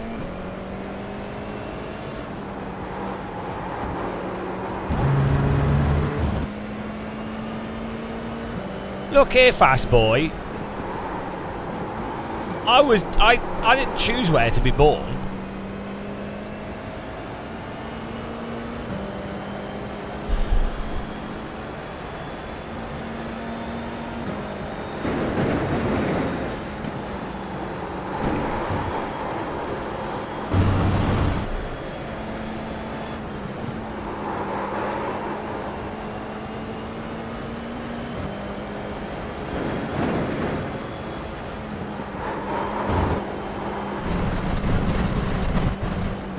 I think that's a better line. Do you know what I mean? Some people would say it's not. Your house is going to be underwater. Were you in Holland? Or do you just have a plumbing issue you're not willing to solve? You're thinking of inventing a waterproof racing work centre. One is up the front.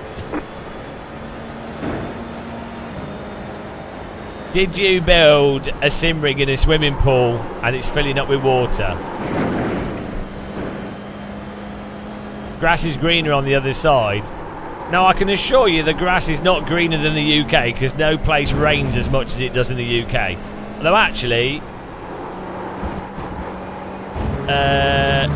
Croatia, from my experience, has the greenest grass. Of all the countries I've been to, Croatian grass is bizarrely vibrant. It's quite strange. It genuinely feels like you're on something when you're there, compared to British grass.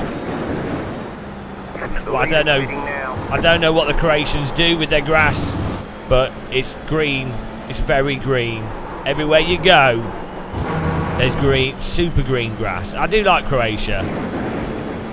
There's an incident ahead. Slow car ahead. Go right. The leader's heading now. 360 no scope. I thought he was going to move, so I broke a bit harder, and then my tyres said no.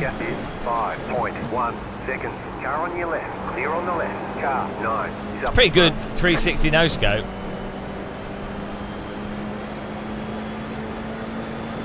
Left side. Stay on the right. Clear on the left. I wonder how my tyres are. Car on your left. Clear.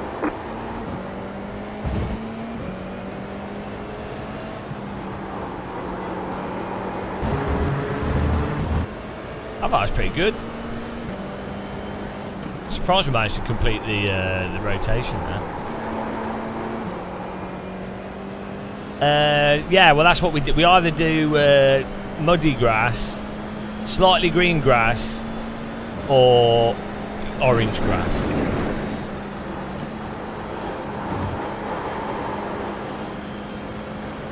Brazil's the best place on earth. They give you free drugs and have to help you get rid of stuff you probably don't need. Well, fair play. The leader is running 23.081.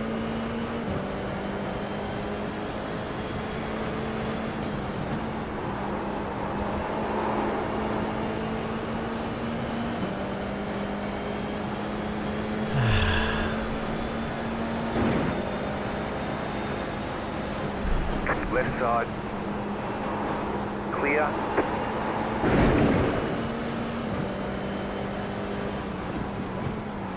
You're gaining on the car in front. The gap is 5.4 seconds. There's not enough laps left though to catch him. I think Brands Hatch could do with a loop-the-loop.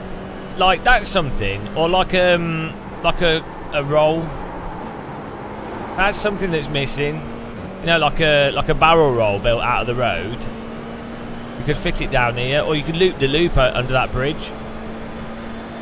Oh, we could use AI to generate that image. That's good.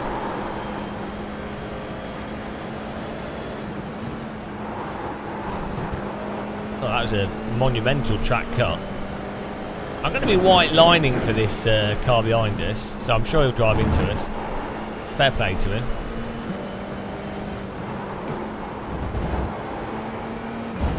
I'm ready to be driven into. I think he's very low on rating because he's been very careful. Car on your left. Clear on the left. Car on your left. Still there, hold your line. Stay on the right. Still there, hold your line.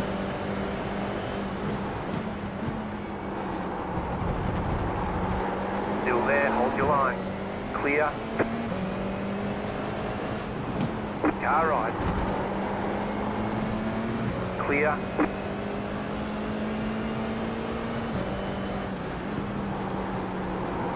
Do you think he's getting agitated? Do you think he'll wreck us, or do you think he'll keep driving us? That was all right. That was nice racing there.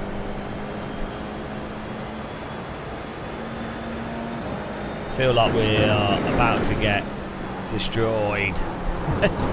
Destroyed.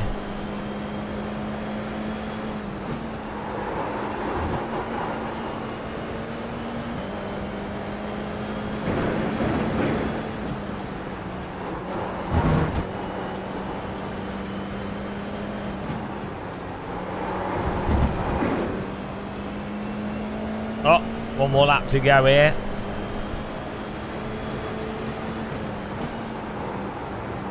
Before we get wrecked. You just got the white flag. That means one more lap to go. Yeah, he's gonna put his nose cone right up the bottom. I'm ready for it. Left side. I've got the Vaseline out. Still there, hold your line. Clear. No problem. Oh, fair play. He got past us there. Car on your left. You just gave me 4x for no reason, mate. Clear. You can go in the gravel before I care. Right side. Keep to the left. Clear. Car right. Keep to the left. Still there. It's a bit close. I think he drove into us there.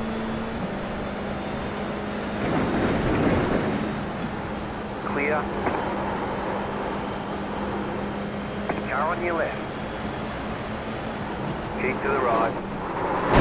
What the hell, Lorenzo? I think he turned into me. You've got wheel damage. Yeah, I don't think he was going to leave any space. C2. Just set the fastest lap. 22.2. I think we had that on the inside, and then I think he just decided to close in. We'll have a look.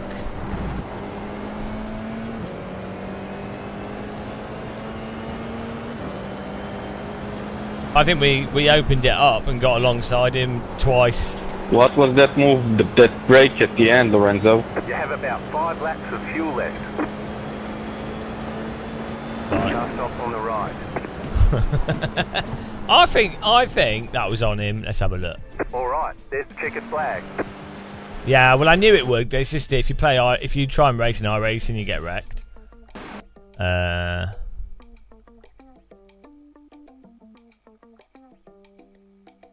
So we're side by side up the entry into the corner. Yeah, he's already turned in way too much. He's just driven into us. It's like at this point here, you can't outlap into the car. If you're this car, you can't take that line.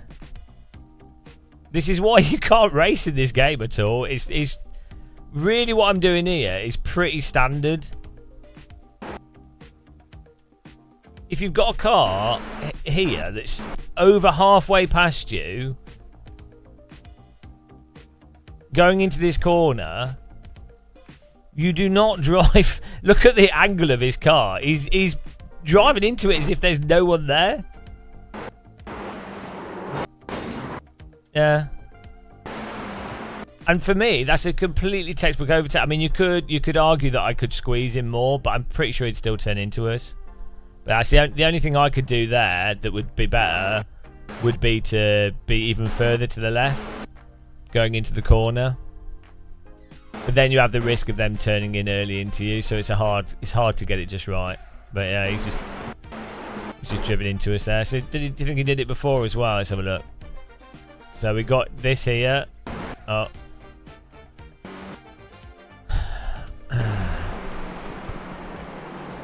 So he's slow through here.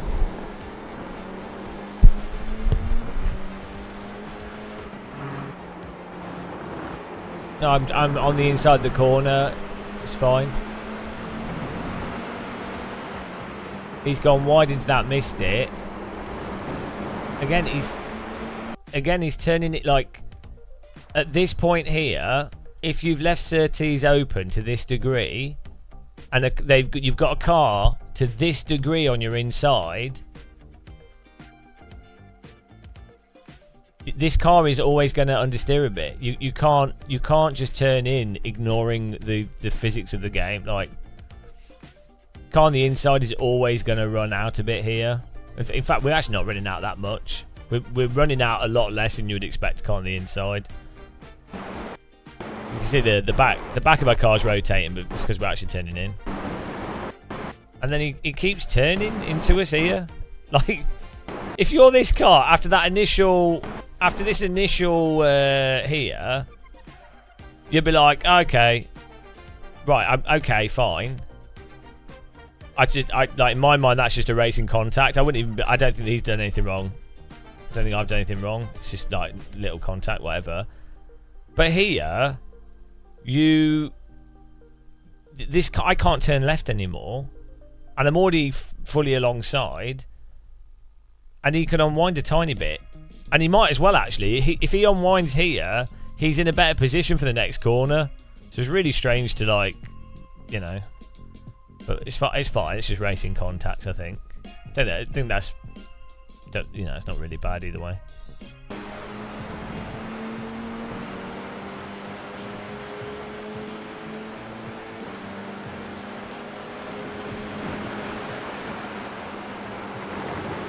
You get the run here. So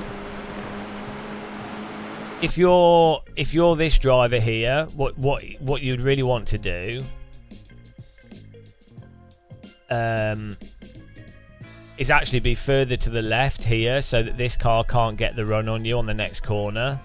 Or if this was the final lap, which I think it was, put your car on the inside, like a slight lift here, and hold his car on the inside would be what you'd expect someone to do if they're racing to win. Like a tiny lift here, so that this car can't do the switchback, which you know.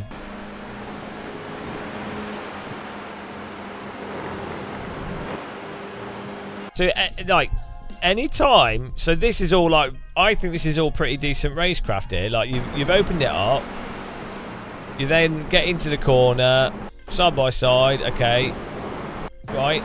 You're then like, okay, he's got further ahead here, so you're like, okay, well, we need a wider entry into the corner, so we squeeze him first to try and keep him to the right.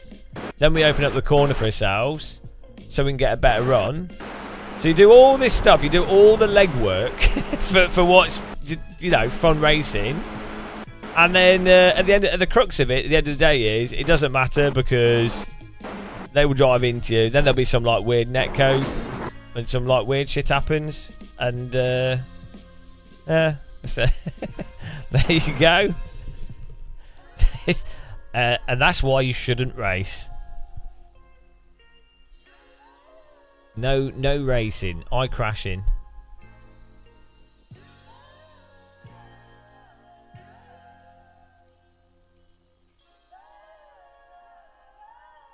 Probably some like netcode in that. Let's have a look at the other one here as well.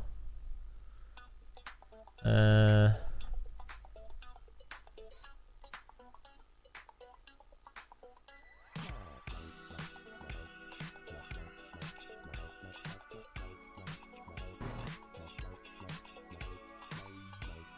there it is.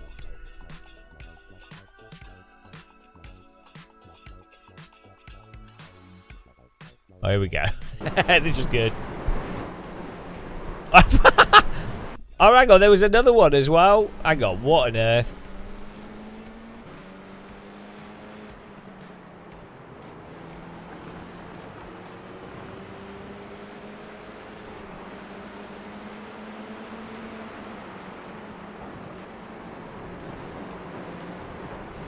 Right, so that was him dead.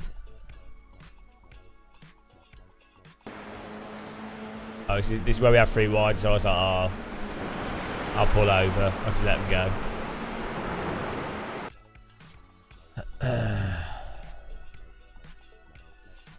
Yeah, we had a car flip over us, didn't we?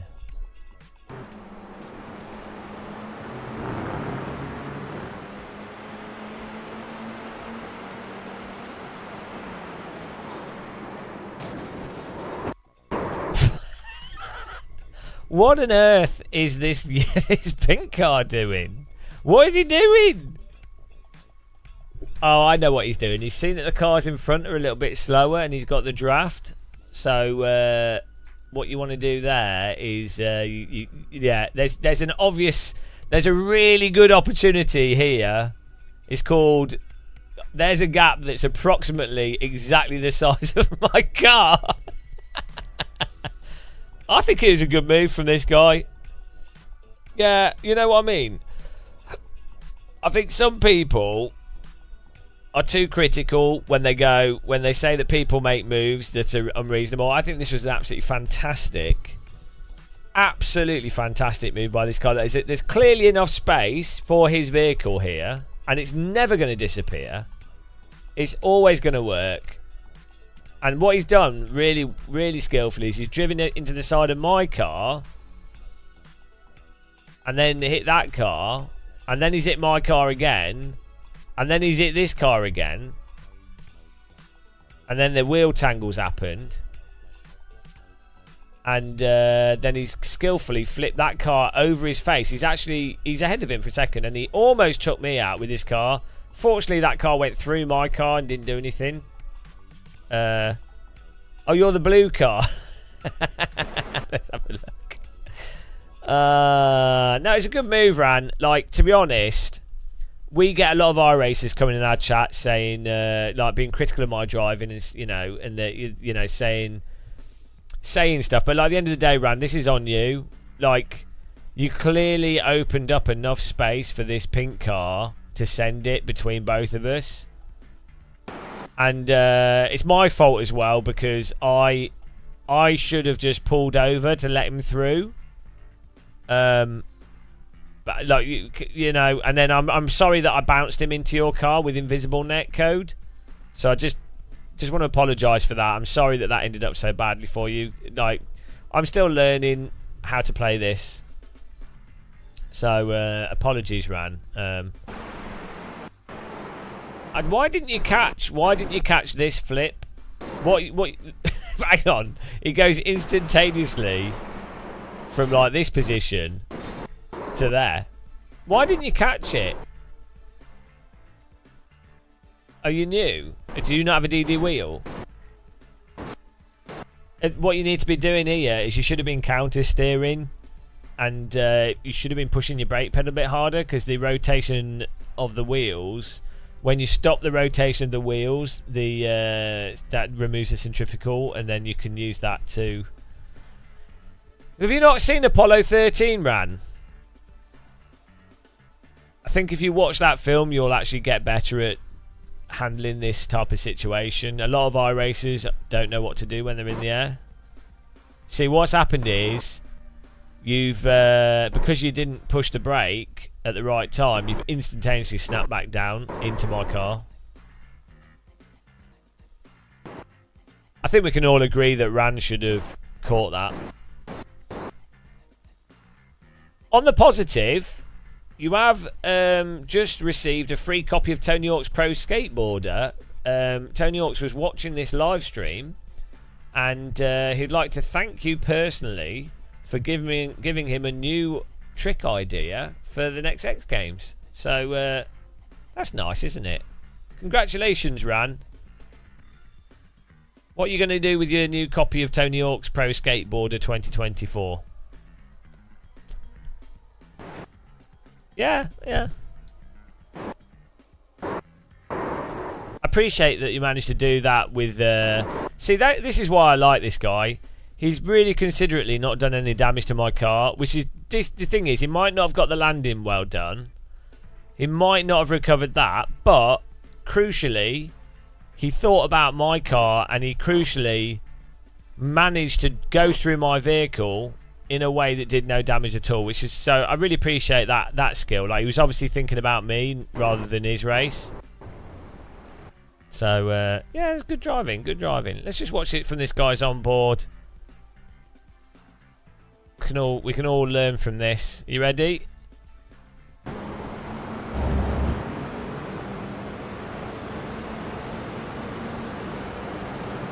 Look at that. What a move. He's still going. So, at the end of the day, I think he's the winner. Right, let's find the next one here. That was good. I enjoyed that.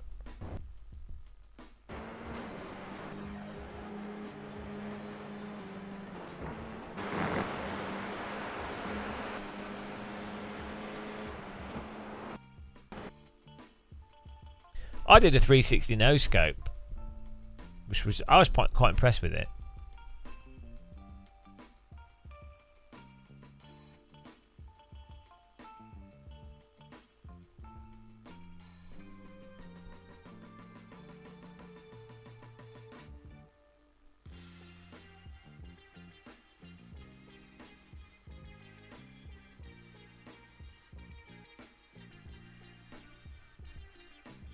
It is strange that people struggle at Brands Hatch so much, because it's almost an oval with this car.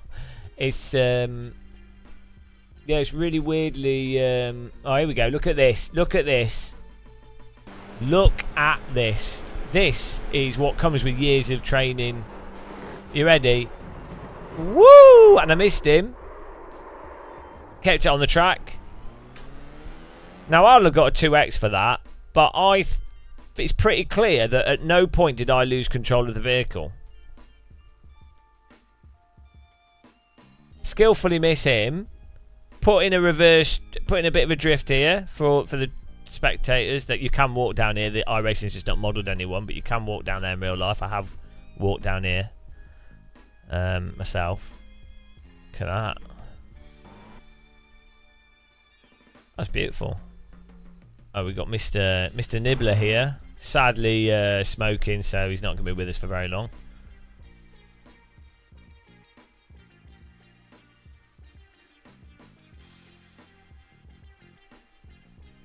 Yeah, iRacing is deleting Brands Hatch because it's too dangerous. Too much salt. Quite a few sim races have died from heart attacks on this circuit due to the salt.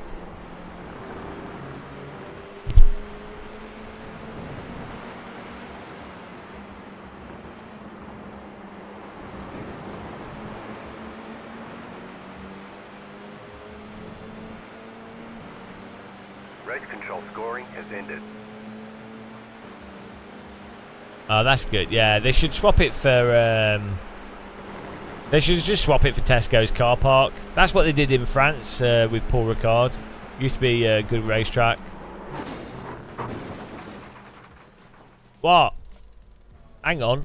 That was such a big crash that my wheel's doing force feedback from the replay. The crash is haunting my force feedback wheel. Look. That's real immersion.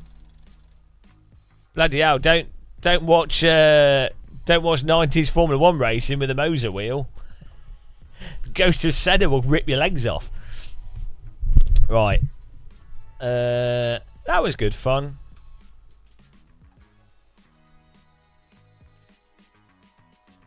I think that was a productive race. You know, I think we can all agree that was good time. It's possessed. I think for today that's it, guys. We're tomorrow we're gonna do hopefully do more racing with subs. Hopefully get have a bit of a rest. Today was just a chill stream. I just wanted to rant about iRacing's tire model. Every day I have to get a mention in. You know, it's part of the Game of Muscle religion. Is reminding people that the cars aren't realistic. Well, contradictorily, we do that and then we play this. iRacing is the most advanced and comprehensive racing simulation software in the world. It's also the most realistic. I don't know what to believe. Honestly, I would trust iRacing more than some idiot YouTuber, to be honest. Yeah, it was good fun. It's nice and relaxing. AC hopefully tomorrow though, and then we've got the boss fight. We're set up on the screen here, so we can have. We've got the races. We have three. I'm going to explain the format for you guys that want to take part tomorrow. So be around at around hopefully 3 or 4 p.m. I think we'll start. The way the Game of Muscle boss fight works, this is genius. Well, I think it is. It really isn't that genius, but I pretend it is just to make myself feel better. So the way it works is the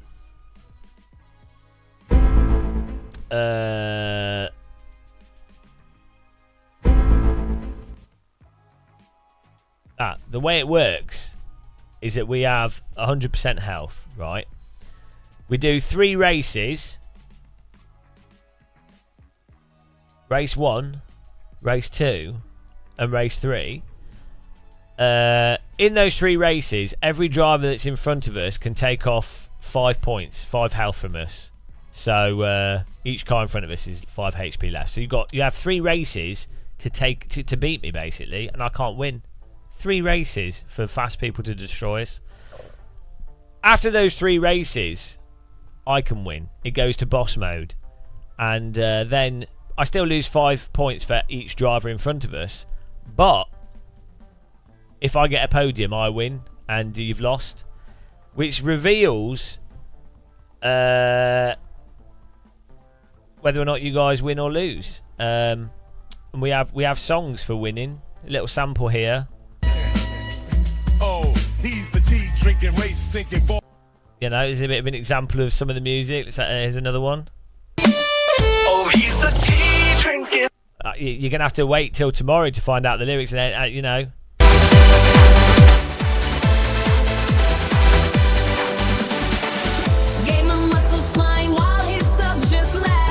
You know, I mean, it's all there. It's pretty exciting stuff. So you're gonna have to be there tomorrow to take part and see if you can stop us. Good times. Yeah. So make sure you join us in the teapot.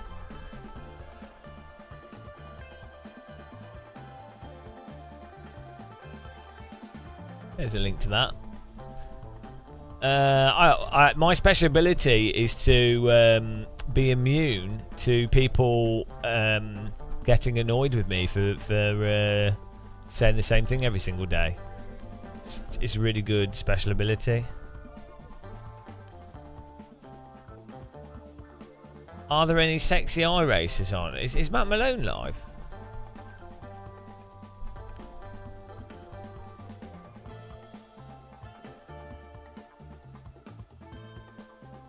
Have a look here. Any sexy people here? Oh, Emil's on. Emil's pretty good. Actual Vision's live. Has he just started or is he finishing? Oh, I think he's doing community racing. Yeah, I'll send you guys to Actual Vision. You don't know his channel. Not rated him for ages. He's just starting. So that's cool. Yeah. We've worked with him on some stuff in the past. So check him out. Give him a follow. I'll thank you guys for taking part. Goodbye, everybody. Till tomorrow.